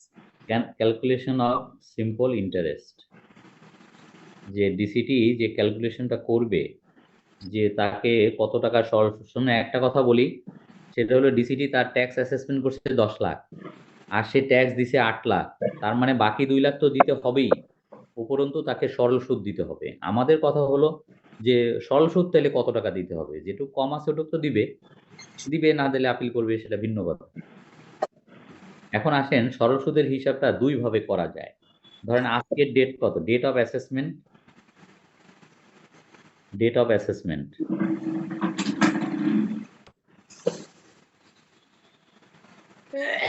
Date of assessment ধরেন আজকে আচ্ছা ডেট অফ অ্যাসেসমেন্ট ধরেন আজকে ধরেন 30শে জুন, 30/6/2024। যদি তাই হয়ে থাকে, ডিসিটি যদি এই তারিখে অ্যাসেসমেন্ট করে থাকে, তাহলে সে কত টাকা সরল সুদ অ্যাপ্লাই মানে বের করবে।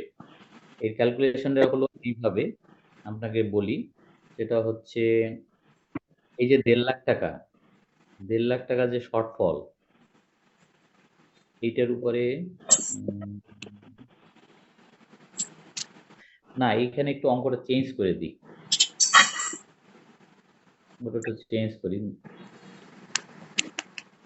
এটা আসলে 1 লাখ, তার হিসাবে ট্যাক্স আসে 7 লাখ আর ডিসিটি করছে 10 লাখ। তো সেই হিসাবে তার আরো 3 লাখ টাকা দিতে হবে, প্লাস সিম্পল ইন্টারেস্ট দিতে হবে। তো 1.5 লাখ টাকার উপরে আপনার 10% হিসাবে 10% হিসাবে না ইনটু 5 মান্থস, ইনটু 5 মান্থ, দুইভাবে অঙ্কটা করা যায়। আমি অঙ্কটা দুইভাবে করাই দিতেছি, একই রেজাল্ট আসবে। 2 মাসে এটার জন্য আপনার 5 মাসে যা আসে প্লাস 50,000 টাকার উপরে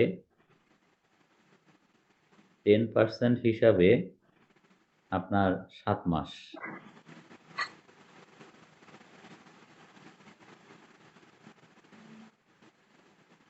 তাতে যা হয়। और 50,000 টাকার উপরে 50,000 টাকা যে তার শর্টফল, এটা তো পুরো 12 মাস ইন্টু 12 মাস প্লাস 1 লাখ টাকার উপরে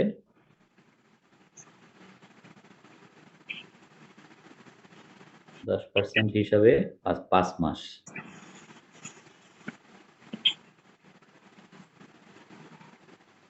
এই দুইটা করলো যা আসবে একই রেজাল্ট আসবে। আমি অঙ্কটা করাই দিই ক্যালকুলেটর দিয়ে। আপনার 15,000 টাকাকে 12 দিয়ে ভাগ করতে হবে। প্রথমটা 15,000 ভাগ 12 গুণ 5, তাতে আসে 6,250। আর 50,000 টাকা 10%-এ আসে 5,000। এই 5,000 টাকা ভাগ 12 গুণ 7, তাই কি 2,917 ফ্র্যাকশন আসছে। এবং এই দুইটার যদি যোগফল করেন তাইলে আসে কত?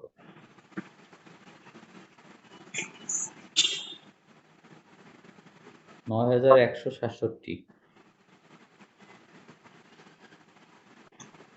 এটা তো এরকম আসার কথা। এটা হলো 5,000 আর এটা এটা হলো 10,000 ভাগ 12 গুণ 5, 4,100।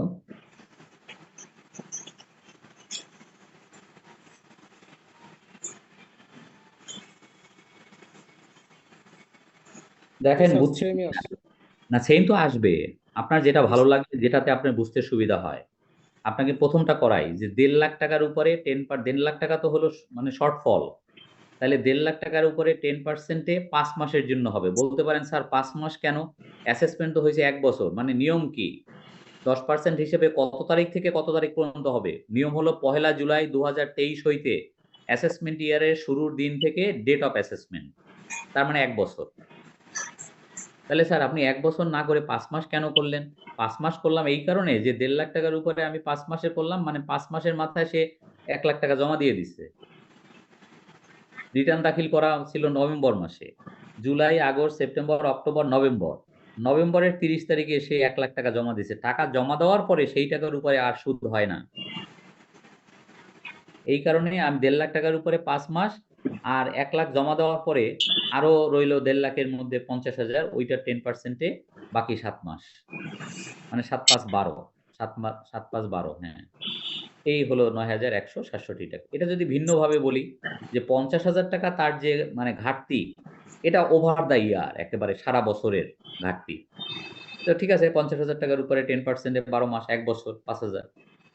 আর 1 লাখ টাকা যেটা ঘাটতি, এটা তো 5 মাসের ঘাটতি, কারণ 5 মাসের মাথায় তো সে 1 লাখ টাকা দিয়ে দিচ্ছে, এরপরে তো আর ওটার উপরে সুদ হবে না। জি বুঝতে স্যার। পারছেন? এই তো আপনি দুই পদ্ধতিতে অঙ্ক করে দিলাম আপনার। তবে এই সিম্পল ইন্টারেস্ট কিন্তু ম্যান্ডেটরি। এই সিম্পল ইন্টারেস্ট কে করবে? ইনকাম ট্যাক্স ডিপার্টমেন্টের পেশকার। আপনি যখন অডিটে পড়বে আপনার কেসটা, আপনার যখন ডিসিটি যখন অ্যাসেসমেন্ট করবে, বা কোনো কোম্পানি নর্মালি রিটার্ন দাখিল করলো, হয়তো দেখা গেল যে সে ডিসিটি অ্যাসেসমেন্ট করলো, তখন কিন্তু ডিসিটি তার যে ক্লার্ক, পেশকার, তারা কিন্তু এই ক্যালকুলেশনটা আপনাকে করে সিম্পল ইন্টারেস্টটা ম্যান্ডেটরি। আপনার এই যে 10 লাখ টাকা ট্যাক্স, আমার তো গতবারের ইনকাম ছিল 7 লাখ, এবারের ইনকাম 7 লাখ। আমি তো 6 লাখ টাকা দিছি, যে হিসাব করেই দিচ্ছি। আমি তো অ্যাডভান্স ট্যাক্স কম দেইনি, কিন্তু ডিসিটির চোখে নাকি এটা ঠিক হয় নাই, কারণ আমি কি করব? আমি এই যে 6 লাখ টাকা, গতবারও আমার অ্যাসেসমেন্ট হয়েছিল 6 লাখ টাকা ট্যাক্স। এইবারে ডিসিটি আমারে মানে গায়ের জোরে করছে 10 লাখ টাকা। এখন ডিসিটি যদি এরকম খামখেয়ালি ভাবে আমারে 10 লাখ টাকা করে, তাইলেও কি আমার এইভাবে সিম্পলি, আমি তো কোনো অনিয়ম করিনি। আমার 6 লাখ টাকাই গতবার ট্যাক্স আসছিল, এবারও আমি 6 লাখ টাকা অ্যাডভান্স ট্যাক্স দিচ্ছি। যখন রিটার্ন দাখিল করতে যাই, তখন দেখি যে আরো 1 লাখ টাকা ট্যাক্স আসছে আমার। আমি ঠিক আছে, আমি সেটা দিয়ে আমি জমা দিয়ে দিচ্ছি। আমি তো কোনো অন্যায়ের মধ্যে নাই, কিন্তু তারপরেও আমার উপরে এই মানে খর্গহস্ত কিন্তু হবে। বুঝতে পারছেন? এখন বলেন কোশ্চেন। স্যার উনি তো টোটাল 7 লাখ টাকা দিল, আপনি বললেন স্যার 1.5 লাখ টাকা দিচ্ছে, এইটা কি জন্য? 1.5 লাখ টাকা দিছি? কে বলছে 1.5 লাখ টাকা? 1 লাখ টাকা দিছি। স্যার আমার একটা রিকোয়েস্ট ছিল, সেটা হচ্ছে এই অঙ্কটার সাথে যদি দেরি করে রিটার্ন জমা দিলে পেনাল্টি সহ যদি অ্যাড করে দিতে, তাহলে আরে না, এইটাই পারি না বুঝাইতে, তারপরে আপনি আছেন ওইটা। এইটাই দেখেন কত কোশ্চেন। উনি বললো, উনি তো 1.5 লাখ টাকা বুঝেই নেই। কি আবার বলেন, 1.5 লাখ কি? আপনি স্যার মাঝখানে বলছিলেন উনি 1.5 লাখ টাকা দিয়ে দিচ্ছে। না না না, এর বলি নাই। না না না, আমি এটা বলি নাই। আমি বলছি মাঝখানে উনি 1 লাখ টাকা দিয়ে দিচ্ছে। মাঝখানে উনি 30শে নভেম্বর 2023 তারিখে 1 লাখ টাকা দিয়ে রিটার্ন দাখিল করছে, সেটা বলছি। বুঝছেন? স্যার আমার একটা কোশ্চেন ছিল। হ্যাঁ, স্যার যদি নর্মাল অ্যাসেসমেন্ট হয়, ধরুন কোম্পানির রিটার্নে নর্মাল অ্যাসেসমেন্ট হবে, সেইখানে ট্যাক্সটা তো ডিসাইড করবে ডিসিটি। তাহলে Of সেটা course. ডিসাইড করতে গেলে কিন্তু সেই ক্ষেত্রে স্যার আমি কেন এই যে 50,000 টাকা দিয়ে আপনি 7 মান্থসটা ধরতেছেন, যে আমি বলতেছেন যে আমি জমা দিই নাই ওই সময়টাই, তো এটা আমি তো আগে থেকে বুঝবো না যে আমার ট্যাক্সের অ্যামাউন্টটা কতটুকু হবে নর্মাল অ্যাসেসমেন্টের ক্ষেত্রে স্যার? সেক্ষেত্রে এই তখনও কি আমাকে সরল রেটে এটা দিতে হবে এই ট্যাক্সটা? মানে আপনি একটা উদাহরণ দেন, আমি একটা অঙ্ক করায় দিই। এই অঙ্ক ধরেন শেষ। এখন আপনি আমাকে নতুন করে একটা এক্সাম্পল সেট করেন, আমি সেই অঙ্কটা করায় দেব। স্যার ধরুন আপনার এই এক্সাম্পলটাই ধরুন, আমি এটা সেলফ চিন্তা না করে আমি এটাকে ধরলাম যে আমি নর্মাল অ্যাসেসমেন্টে জমা দিয়েছি, এবং এটা তো আমার হচ্ছে নরমাল, যে আমি নরমালি পড়াইতেছি, আমি কিন্তু অ্যাবনরমাল পড়াচ্ছি না। নর্মাল অ্যাসেসমেন্টের কথা বলতেছি স্যার। অলওয়েজ নরমাল অ্যাসেসমেন্টে এইটা হবে। আমি যদি সার্বজনীন স্বনির্ধারণী পদ্ধতিতে রিটার্ন দেই, আমার সিম্পল ইন্টারেস্ট হবে না। আপনাকে একটু খোলসা করে নি। হ্যাঁ বলেন এখন। তাহলে স্যার ঠিক আছে স্যার, মানে আমি বুঝতেছিলাম যে এটা অডিটে পড়লে তাহলে এই সিচুয়েশন হতে পারে আর কি। হ্যাঁ হ্যাঁ, অডিটে বললেই তো নরমাল অ্যাসেসমেন্ট হবে, তখনই তো এই সিচুয়েশন সৃষ্টি হবে। না, এটা তো বলাই আছে এসএস ট্যাক্স। হ্যাঁ বলেন, এখন বলেন। স্যার হ্যাঁ স্যার আমার কোশ্চেন হলো, এখন আমার যে ডিউরিং দ্য পিরিয়ডে স্যার আমার যে ফাইনাল ট্যাক্স যেটা ছিল, যে মিনিমাম ট্যাক্স ইয়ার যেটা সেটেল ট্যাক্স যেটা, যেগুলা স্যার যে মিনিমাম ট্যাক্সের ভিতরে যে, এইটাও কি স্যার আমার এআইটি হিসেবে এখানে কি কাউন্ট হিসেবে আমি করতে পারবো কিনা? না, যেটা আপনার final settlement of tax liability, ওটা তো কোনো হিসাবেই আসবে না, ওটা তো গোড়াতেই বাদ। যেটা চূড়ান্ত পর্দায় আছে 5টা, সঞ্চয়পত্রের সুদ, জমি বিক্রি, এরকম যে 5টা আছে, ওটা তো কোনো হিসাব নিকাশে আসবে না। ওটার উপরে কোনো সরল সুদ হবে না, কিছু হবে না। কেমনে হবে? আমার ট্যাক্স কত আসে? 10 টাকা। ট্যাক্স কাটা আছে কত? 10 টাকা। কাটায় কাটায় ফাইনাল। এখানে তো 75% উপরে হিসাব হয়। আরে ওরা তো 100% দেওয়া আমার। না না, বলছিলাম স্যার এই এই যে আমরা যে এইটা কি আমি 75% হিসেবে আমি কি এটা কি কাউন্ট করতে পারবো কিনা স্যার? না, পারবেন না। আপনার যেটা ফাইনাল লায়াবিলিটি তার উপরে এই ধরনের কোনো হিসাব নিকাশ হবে না। সাদা খাতা জমা দিতে হবে, সাদা খাতা।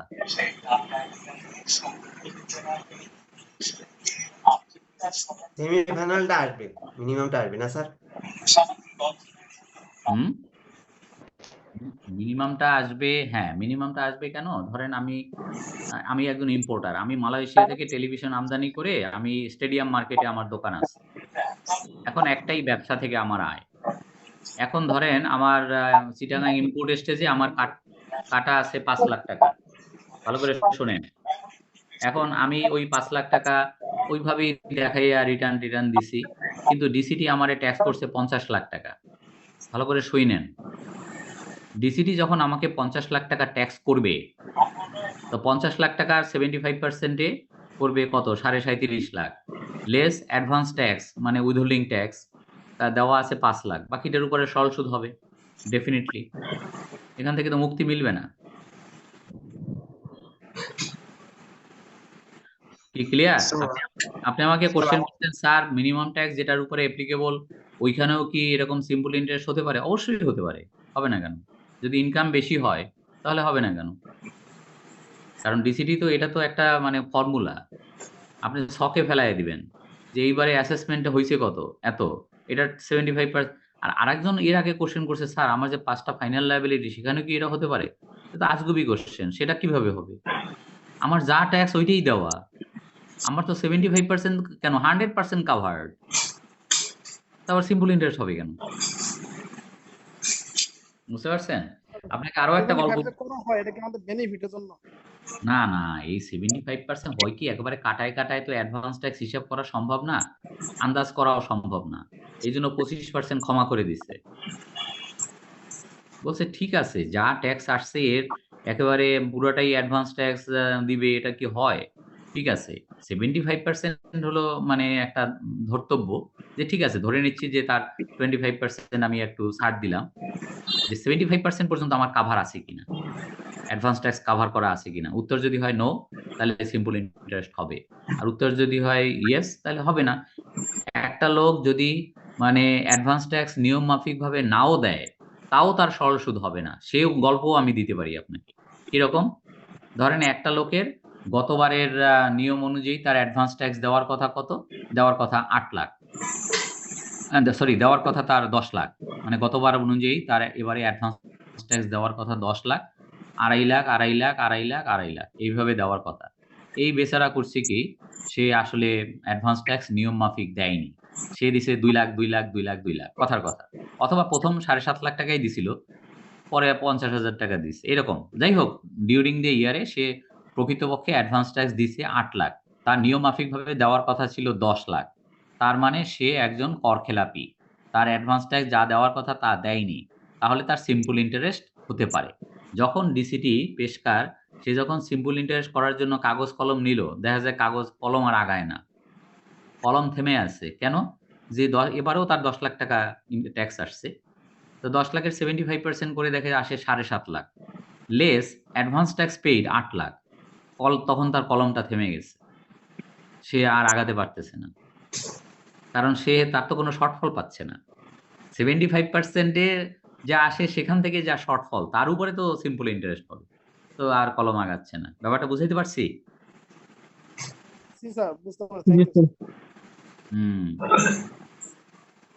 সুতরাং এটা হলো ফর্মুলা, যা দেখাচ্ছি সেটা হলো ফর্মুলা।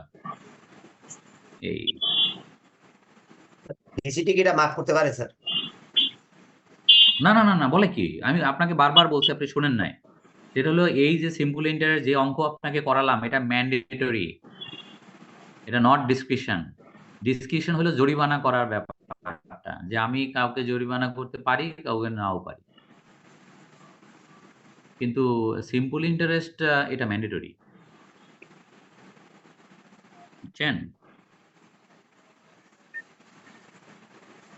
তার সবাই যদি এই আর বুঝে কি।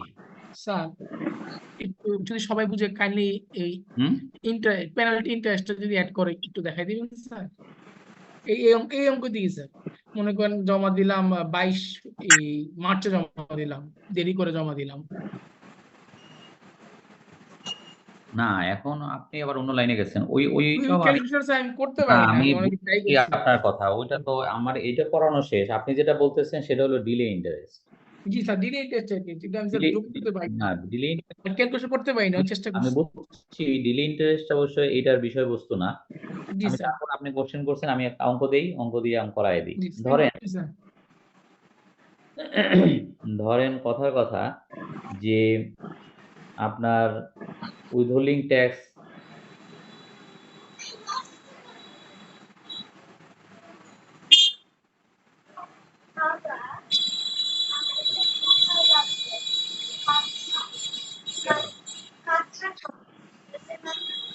সমান সমান ধরেন 1,00,000 টাকা।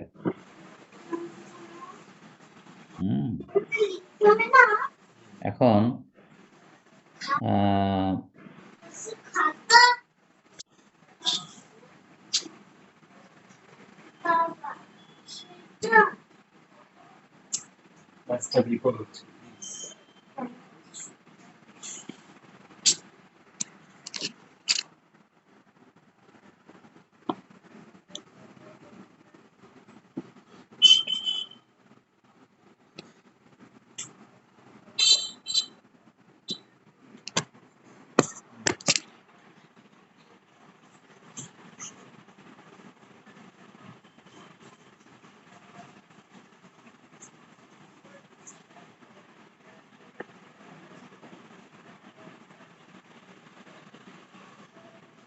ক্ষেত্রে 50% হার আসছে।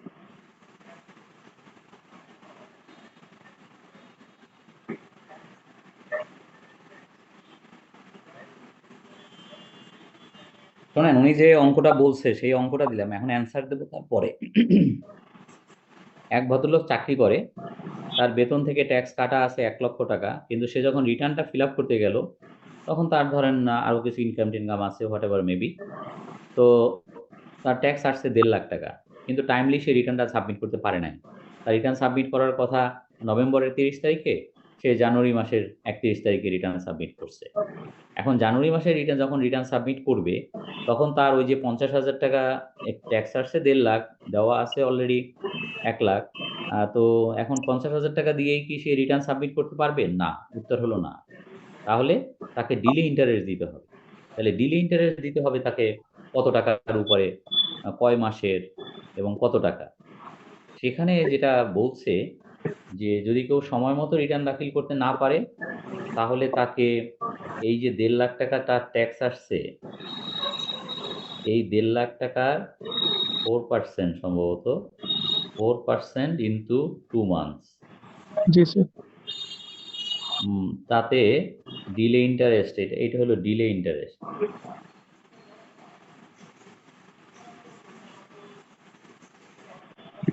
তাতে আসে কত আপনার 6,000, 6 দুগুণে 12,000 টাকা মনে হয় আসবে নাকি? পার মান্থ হলো 4%। Per month 4%। হ্যাঁ, 4% হলো পিএম, তাতে 12,000 টাকা আসে ডিলে ইন্টারেস্ট, আর হলো 50,000 তো তাকে দিতেই হবে। তাহলে সে যখন 2 মাস পরে রিটার্ন দিতে যাবে তাকে 62,000 টাকা দিতে হবে মোট।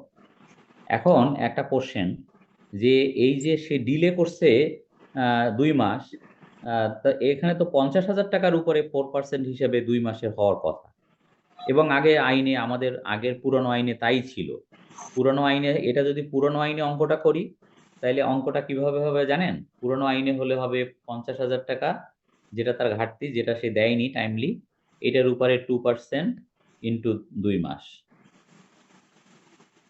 সমান সমান, এটাতে আসবে আর কি 1,000, 2,000 টাকা আসবে। এটা হলো আগের আইন। আর স্যার এইটা এখনকার তো পুরোটা উপর। আর এখনকার আইন হলো এই যে দেখেন অবস্থাটা।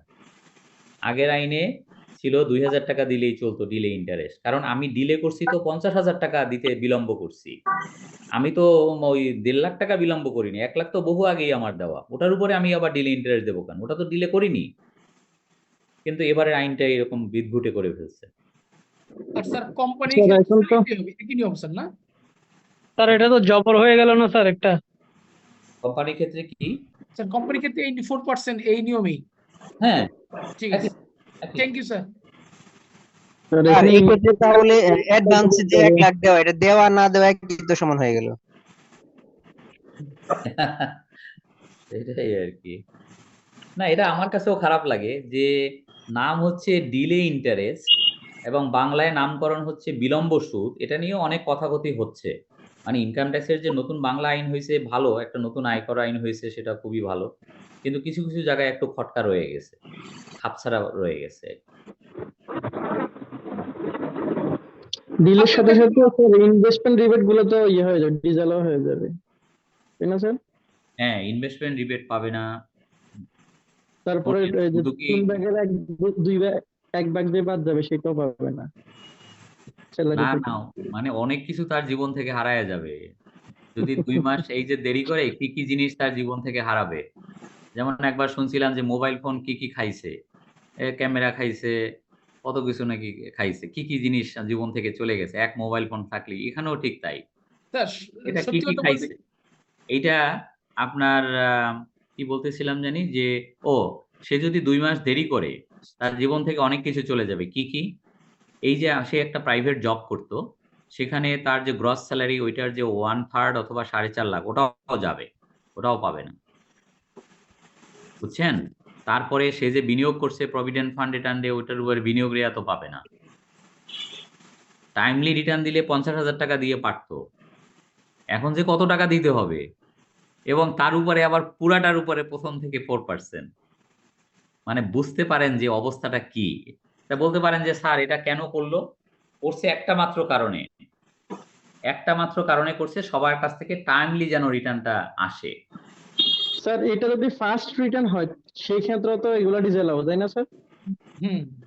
হ্যাঁ, সব ক্ষেত্রেই টাইমলি যাদের মানে এনবিআর চাচ্ছে যে ট্যাক্স ডে এর মধ্যে যেন সমস্ত রিটার্ন পড়ে যায়। বুঝছেন? স্যার মানুষ ইচ্ছে করে গাফলতি করে স্যার, যে বলা ঠিক না স্যার। আমরা অনেক ভালো মানুষ, এটা এনবিআর করছে আমাদের, মানে ইচ্ছা করে করে নাই। কারণ মানুষ হ্যাঁ, ইচ্ছা করে আপনার নভেম্বরের 25 তারিখে বড় বড় রিটার্ন শুরু করে। হ্যাঁ, একটা বড় বড় রিটার্ন নভেম্বর 25 তারিখ হলে 5 দিনের রিটার্ন করা যায় না, ভালো রিটার্ন। হুম। এইভাবে মানুষ করে স্যার, এটা মানুষের দোষ আছে। সেইটাই। Thank you sir. হুম।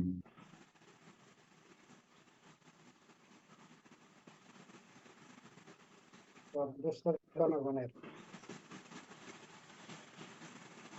হ্যাঁ, কি?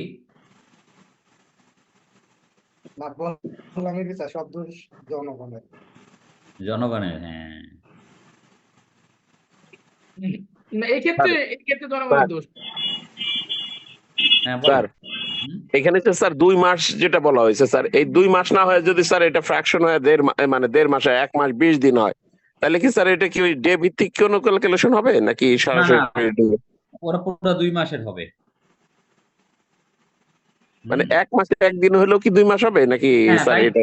না, 2 মাস হবে। 1 মাস 1 দিন হইলেও 2 মাস হবে। বলছে কোনো মাসের ফ্র্যাকশন হইলেও আপনার 2 মাস হবে। বুঝছেন? জি স্যার, থ্যাংক ইউ স্যার। এই আর কি।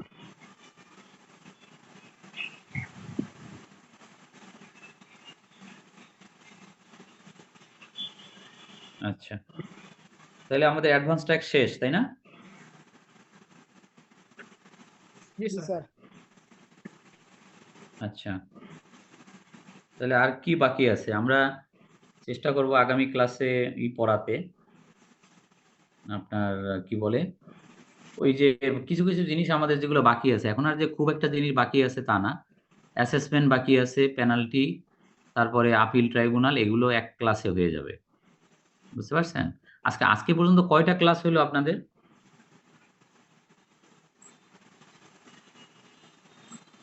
হুম ছয়টা স্যার, কেউ ছয়টা।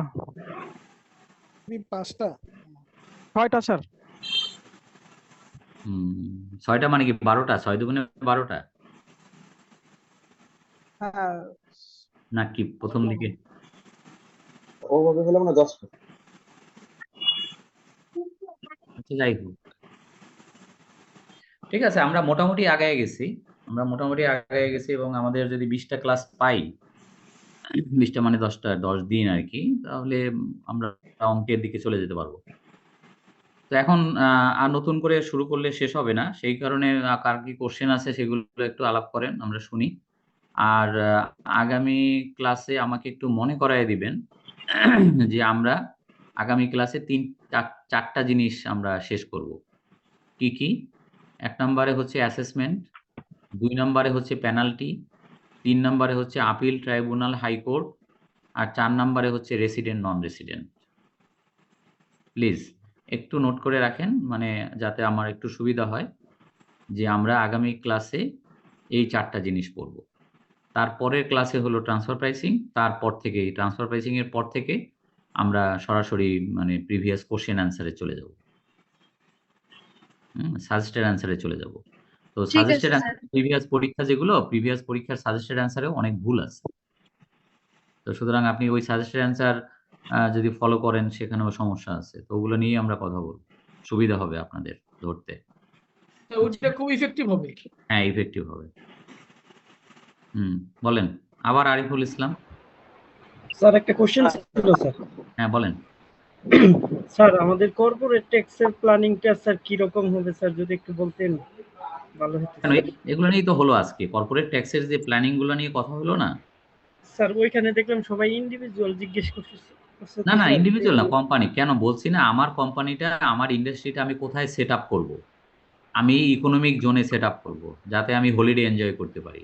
আমি বোকার মতো গাজীপুরে আমি ইন্ডাস্ট্রি দেবো কেন? বুঝতে পারছেন? This is planning, long term planning. এগুলো কথা হয়েছে, মানে সবগুলো ইন্ডিভিজুয়াল নিয়ে কথা হয় না, ইন্ডিভিজুয়ালে বেশি হয়েছে, এটা সত্যি কথা, বুঝছেন? স্যার আমি মনে করি স্যার বেসিক্যালি একটু বলি আর কিছু কিছু অবৈধ আছে। হ্যাঁ বলেন বলেন। আমি মনে করি স্যার কোম্পানি ট্যাক্স এর প্ল্যানিং এর ক্ষেত্রে প্রথমে আমাদের মনে রাখতে হবে ড্রিম ইনকাম, তারপর হচ্ছে স্যার হ্যাঁ 55, হ্যাঁ হ্যাঁ তারপর হচ্ছে আমার অ্যাডভান্স ইনকাম ট্যাক্স এর কোয়ার্টারলি ক্যালকুলেশন, কত হ্যাঁ টাকা অ্যাডভান্স ইনকাম ট্যাক্স আসছে কত টাকা, তারপর হচ্ছে স্যার স্যালারির যে পার্কিজুইট ক্যালকুলেশন কিভাবে করতে হবে, যেটা অ্যাকচুয়ালি কয় টাকা ম্যাক্সিমাম বেনিফিট পেতে পারি পার্কিজুইট গুলো দিয়ে। তারপর হচ্ছে স্যার ওই আপনার ওই যে আগে 16 ছিল, 16 এখন সেকশনে যাই না, যে গাড়ি, তারপর হচ্ছে আপনার স্যার মিনিমাম ট্যাক্স কত পাবে, তারপর আরো কিছু কিছু আছে ডিভিডেন্ডের ক্ষেত্রে কিছু নিয়ম শৃঙ্খলা গুলো আছে স্যার। এই জিনিসগুলো সব বলি। তারপর স্যার হচ্ছে শিডিউল, শিডিউলে যেগুলো বলা আছে আমাদের ওই যে আপনার এক্সামশন গুলো, এগুলো নিয়ে বলি স্যার বসতে হবে কোম্পানি নেচার অনুযায়ী, যে এই নেচার হলে তখন এটা আসবে। স্কিল হইতে হবে স্যার, এটা পিডি ড্যাম স্কিল। আপনার মতো না হলেও আপনার কাছাকাছি হইতে হবে স্যার বড় কোম্পানির ক্ষেত্রে স্যার। সেটাই। থ্যাংক ইউ স্যার সুযোগ দেওয়ার জন্য।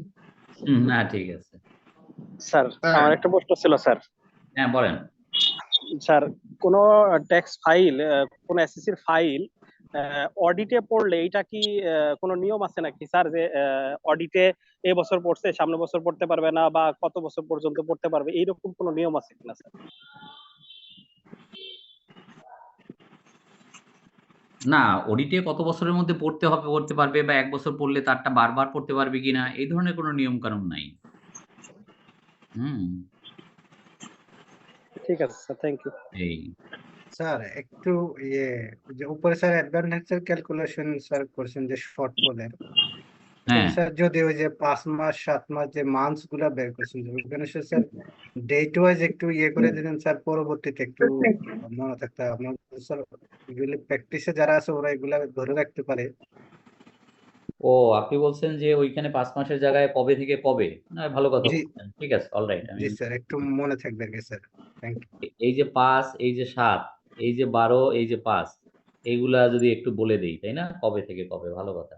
এটা লিখে রাখেন 1/7/2023 থেকে আপনার 30/11/2023, আর এই যে 7, এটা হলো আপনার 1/12/2023 থেকে 30/6/2024।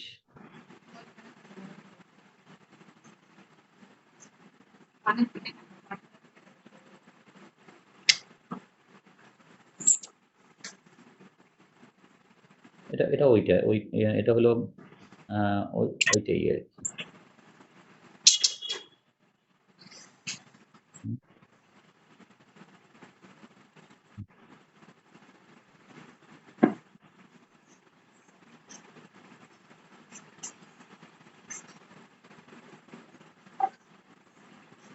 আচ্ছা,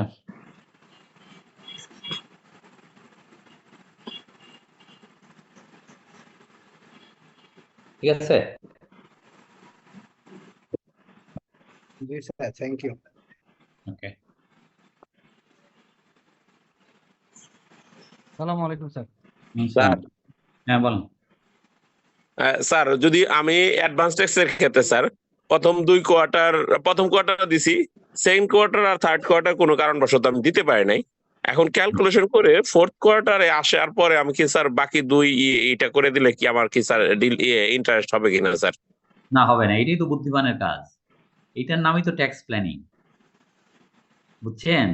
যারা চালাক তারা কি করে আমি শোনেন, তারা প্রথম দিকে বলে কি আমার ব্যবসা খুব খারাপ, আমি এস্টিমেট দিচ্ছি যে আমার ব্যবসায় আমি মনে করি যে খুব মানে এবারে লাভ তো হবেই না, উল্টা লোকসান হবে, সুতরাং আমি এই দ্বিতীয় কিস্তি তৃতীয় কিস্তি এগুলি টাকাগুলো দিচ্ছি না বা কোনো নাম কস্তে কিছু কম দিচ্ছি আর কি।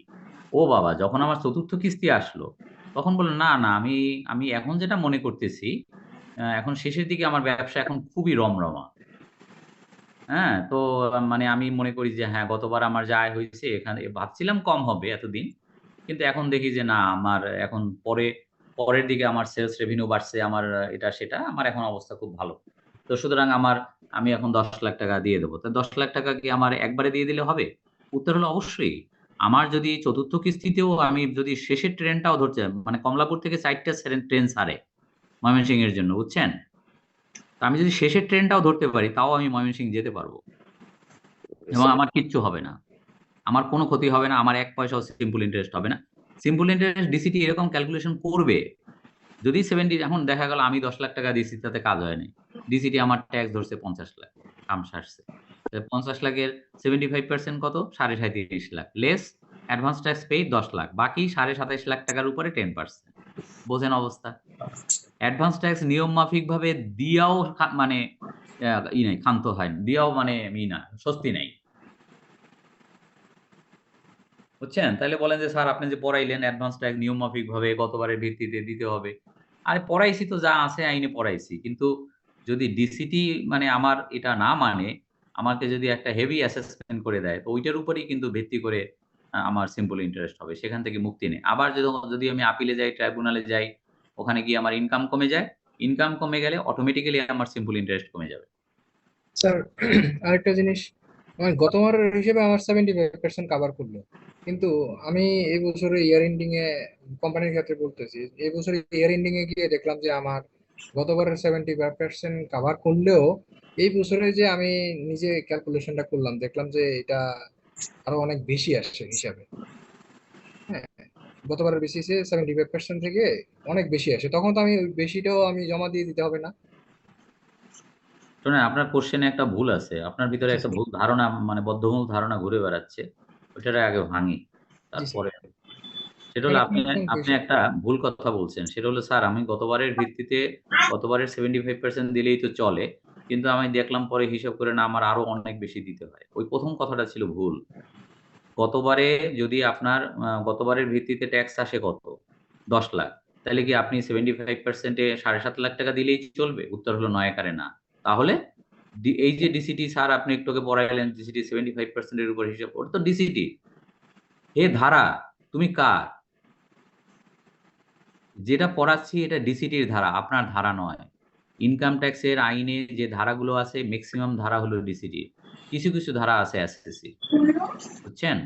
তো সেটা বুঝতে হবে। আপনি 75% পড়াচ্ছি, এটা আপনার ধারা নয়, এটা ডিসিটির ধারা। আপনার ধারা কোনটা? 100%। 100%। আপনার গতবারের ভিত্তিতে যা ট্যাক্স আসে এটাকে 100% 4টা ভাগ করে দিতে হবে।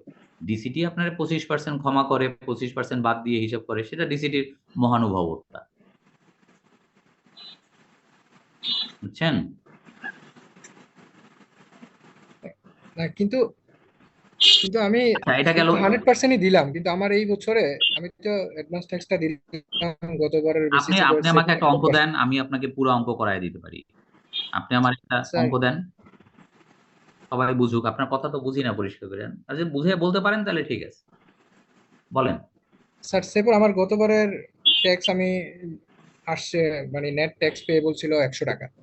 হ্যাঁ, এইবার আমি যে অ্যাডভান্স ট্যাক্স দিব ওইটা সেপর আমার রেভিনিউ আরো বাড়ছে আগে থেকে, বেশি আমার নেট ইনকাম ট্যাক্স পেয়েবল আসছে আমার ক্যালকুলেশনে 150 টাকা। হ্যাঁ, এই এই তো ভালো উদাহরণ। হ্যাঁ, বলেন। এই ক্ষেত্রে আমি তো ধরতেছি যে আমি অ্যাডভান্স ইনকাম ট্যাক্স গতবারে আমার ট্যাক্স পেয়েবল ছিল 100, আমি দিছিও 100। এইবার কিন্তু আমার ক্যালকুলেশন ইয়ার এন্ডিং এ গিয়ে দেখতেছি যে আমার 150 টাকা নেট পেয়েবল আসতেছে ট্যাক্স। এই ক্ষেত্রে আমি কি গতবারকে কম্পেয়ার করে 100 টাকা দিয়ে রিটার্ন দিয়ে দিব নাকি 150 টাকা দিয়ে রিটার্ন দিব? এটা হলো আমার কোশ্চেনটা আর কি। এটা কেমন কথা? আপনি যখন রিটার্ন ফিল আপ করতে গেলেন তখন আপনি দেখলেন যে আপনার ট্যাক্স আসছে 150 টাকা।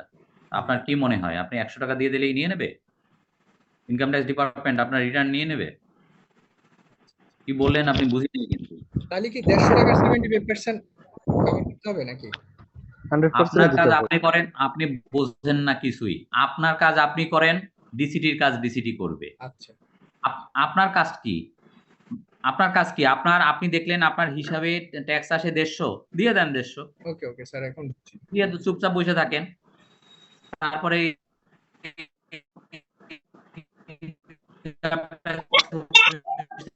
থেকে নোটিশ আসুক, তারপরে আপনি ফেস করেন,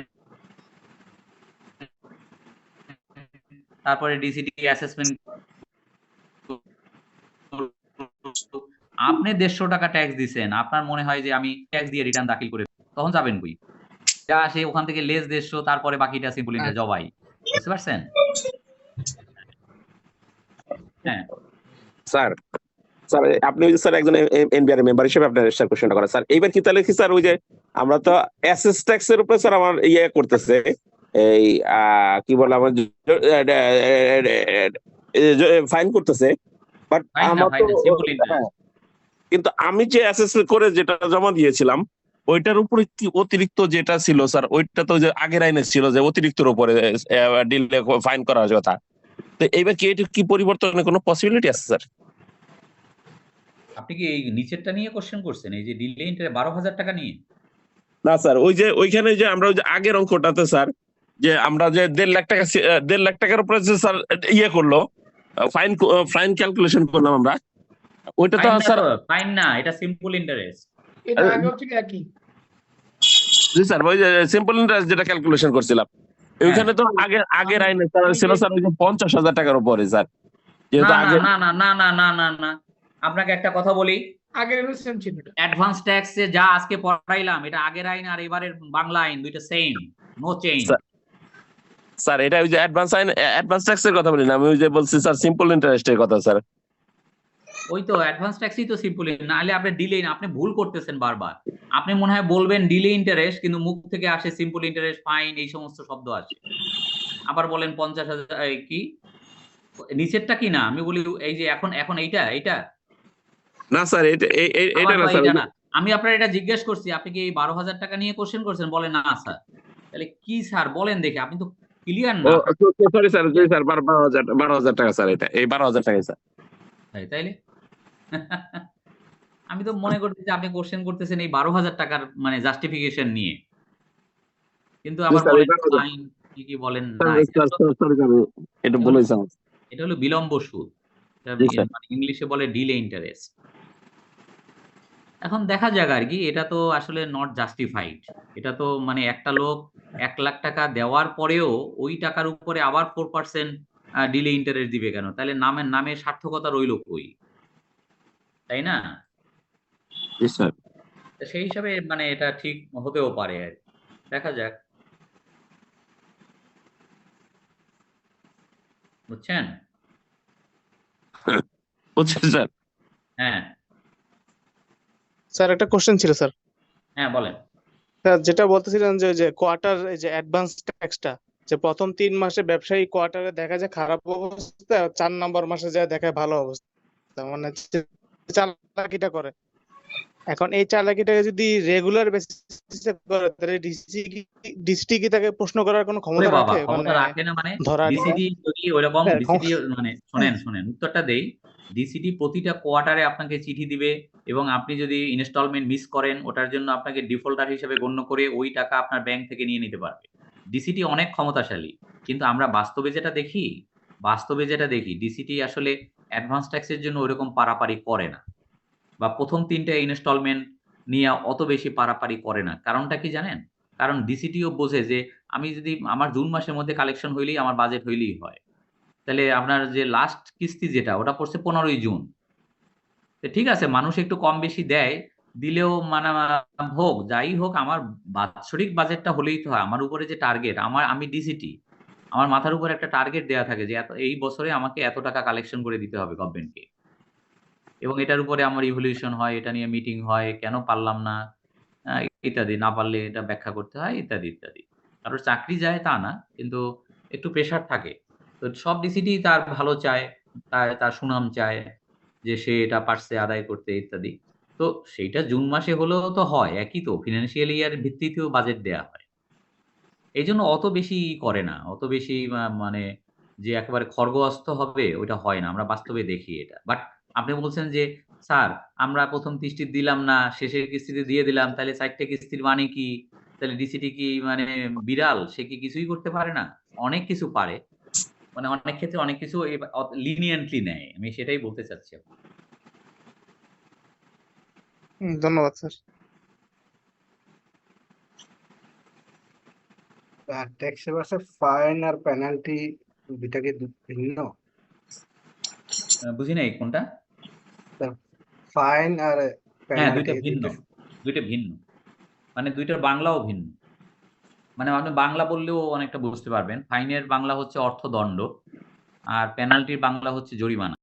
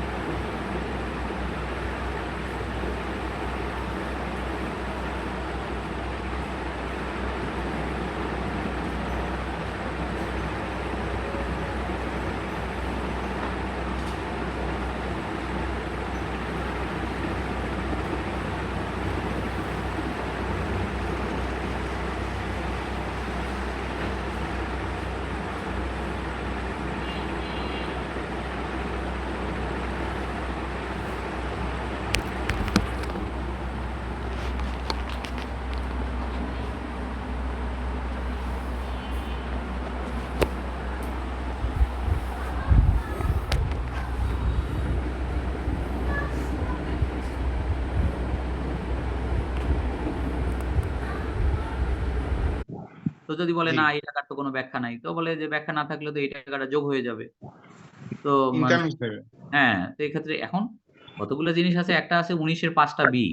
আগে যেটা 19-এর 5টা বি ছিল ওইটা এখনো আছে, ভিন্ন ফর্মে আছে বইয়ের একেবারে শেষ দিকে। কত স্কয়ার ফিটের বাড়ি বা ফ্ল্যাট ক্রয় করিলে ওটার উপরে আপনার স্কয়ার মিটার ভিত্তিতে একটা ট্যাক্স দিয়ে দিলে ওইটা জায়েজ হয়ে যায়।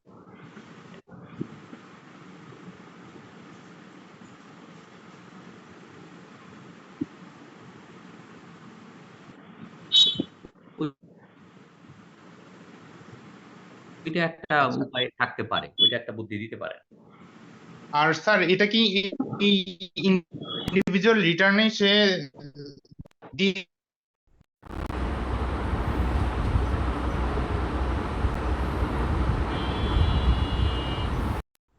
সবকিছু তো একেবারে মিল করে করা সম্ভব না। এই জন্য মানে সরকার কিন্তু এটা বহু বছর যাবত এই সুবিধাটা দিয়ে আসতেছে এবং দিয়ে আসতেছে শুধু ফ্ল্যাট বাড়ি নিজের বা যদি বাড়ি করে যদি অ্যাপার্টমেন্ট কিনে এইগুলার জন্য। ও ভালো কথা, আপনাদের আরিফুল হক কই? আরিফুল ইসলাম তারও কিন্তু এই বুদ্ধিটা, ওই যে 20 লাখ টাকা আমার প্রথম থেকে ধরছে যে স্যার আমি তো এরকম স্যালারির উপরে ট্যাক্স দেই নাই, আমি তো এবার 20 লাখ টাকা দিয়ে একটা অ্যাপার্টমেন্ট কিনবো। ওই যে কই সেই গেল কই? সে স্যার গেল আসি কই? স্যার, আমি আসি স্যার, বলেন স্যার। এই শোনেন আপনার এই যে এটা কিন্তু আপনার কেউ যদি নতুন বাড়ি করে নতুন ফ্ল্যাট কিনে তার উপর স্কয়ার নিয়ে কোনো কোশ্চেন করে না, ওইটা জায়েজ হয়ে যাবে, হোয়াইট হয়ে যাবে ওই টাকাটা। ব্ল্যাক মানি হোয়াইট করার কিন্তু একটা মানে অন্যতম পন্থা, অন্তত বাড়ির ক্ষেত্রে, ফ্ল্যাটের ক্ষেত্রে, অ্যাপার্টমেন্টের ক্ষেত্রে 19-এর 5টা বি। এই 19-এর 5টা বি এখন আমাদের নতুন আয়কর আইনের একদম শেষে এটা হলো আপনার কত তফসিল কত জানি, এটা মানে দিয়ে দিছে কত স্কয়ার ফিট আপনার বাড়ি হলে, অ্যাপার্টমেন্ট হলে আপনাকে কত টাকা ট্যাক্স দিতে হবে। দিলে পরে এটা দেওয়া না দেওয়া আপনার ইচ্ছা। আপনারা যদি ওইরকম মানে দিতে না পারেন যে আমি কোথায় টাকা পাইছি, এই মানে যদি আমাকে কোশ্চেন করে আমি উত্তর দেবো কোত্থেকে, তখন এই টাকাটা দিয়ে দিলে এটা জায়েজ হয়ে গেল। আচ্ছা যদি ফার্স্ট শিডিউল আছে 19-এর 5টা বি, এটা ফার্স্ট শিডিউল আছে। এই যে ফার্স্ট শিডিউলে দিয়ে দিছে কোথায় আপনার অ্যাপার্টমেন্ট ধানমন্ডি গুলশান হলে একরকম, আপনার অন্য জায়গায় কাকরাইলে হলে একরকম, এরকম বিভিন্ন রেট দেওয়া আছে, ওটা দেখে নিয়েন একটু। এটা একটা ভালো পরামর্শ আর কি।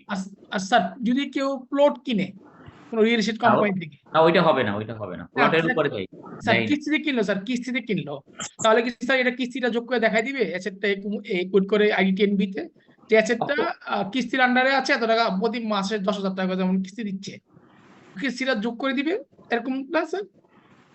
মানে দুই ভাবে উত্তরটা হতে পারে, আমরা বাস্তবে দুই ভাবে এটা পাই।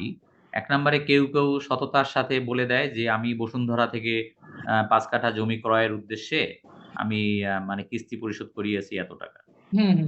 দেখায় দেয় ক্যাশ থেকে কমে গেল, তার ক্যাশে অ্যাসেটে থাকলো আর কি স্যার। আর কেউ বলে যে না আমি ওটা তো এখনো দলিল হয় নাই, যখন হবে তখন দেখা যাবে, এখন ক্যাশেই থাকুক। তো যদি কখনো আমি ভবিষ্যতে ঝামেলায় পড়ি যে আপনি তো বসুন্ধরায় প্লট দিছে, প্লটের একটা বুকিং দিচ্ছেন, সেখানে আপনি এবারে 50 লাখ টাকা দিচ্ছেন, কই সেটা তো আপনি হাইড করছেন, দেখান না। আমি বলবো না, আমার যে 80 লাখ টাকা ক্যাশ ইন হ্যান্ড আছে ওটার মধ্যেই এটা আছে, আমি ইচ্ছা করে দেখাইনি সেগ্রিগেট করে, যেহেতু ওটা এখনো আমার পজিশনে আসেনি, আমার দলিল হয়নি, আমি মালিকানা আসেনি, এই কারণে দেখাইনি। সুতরাং দুই ধরনের মতবাদ আছে। তবে বলতে পারেন যে স্যার আপনি কোন মতবাদে বিশ্বাসী? আমি প্রথমটাতে বিশ্বাসী। সেটা হলো আমি ওইটাই করব যে আমার পূর্বাচলে বা আমার ওই যে কি বললাম বসুন্ধরায় 5 কাঠা জমির বিপরীতে মানে অগ্রিম কিস্তি প্রদান, 5টি কিস্তিতে 50 লক্ষ টাকা প্রদান, ওইখানে 50 লক্ষ দেখায় দাও। জি স্যার, এটাই সুন্দর স্যার, এটাই স্যার অ্যাকাউন্টিং যায় স্যার, অ্যাকাউন্টিং এটাই করব স্যার। Thank you sir. ঠিক আছে স্যার, এখানে একটা কোশ্চেন আছে স্যার। হ্যাঁ বলেন। স্যার, ওদের দলিলের মূল্য আমরা যা পেমেন্ট করি পরে যদি মানে সমান না হয় তাইলে আমাদের কি করা হবে? এটা ভাই দলিলের মূল্য পরে আসবে ভাই, ওই জন্যই দেখায় না, অনেকে ভাবে কি দলিল হোক, মানে ব্যক্তিটা তো হয়, ডেভেলপাররাও এরকম যদি করে তাহলে তো আমাদের একটা গ্যাপ হয়ে যাবে। দলিলে কত টাকা আসে এটা আগে দেখি, তারপরে বিবেচনা করব, এরকম মানে অনেকে ওই চিন্তা থেকে অনেকে দেখায় না, বুঝতে পারছেন? জি, ওই চিন্তা থেকে। Thank you sir. ঠিক আছে, তাহলে আজকে এই পর্যন্তই থাক। আবার আজকে এমনিও শুক্রবার, তো ঠিক আগামী ক্লাসে আবার ওই দেখা হবে। আমাকে মনে করাই দিয়েন, আমি চেষ্টা করব যে আগামী নেক্সট ক্লাসে 4টা টপিক শেষ করতে, বুঝতে পারছেন? থ্যাংক ইউ সো মাচ আদাব দাদা স্যার। নমস্কার স্যার। হ্যাঁ।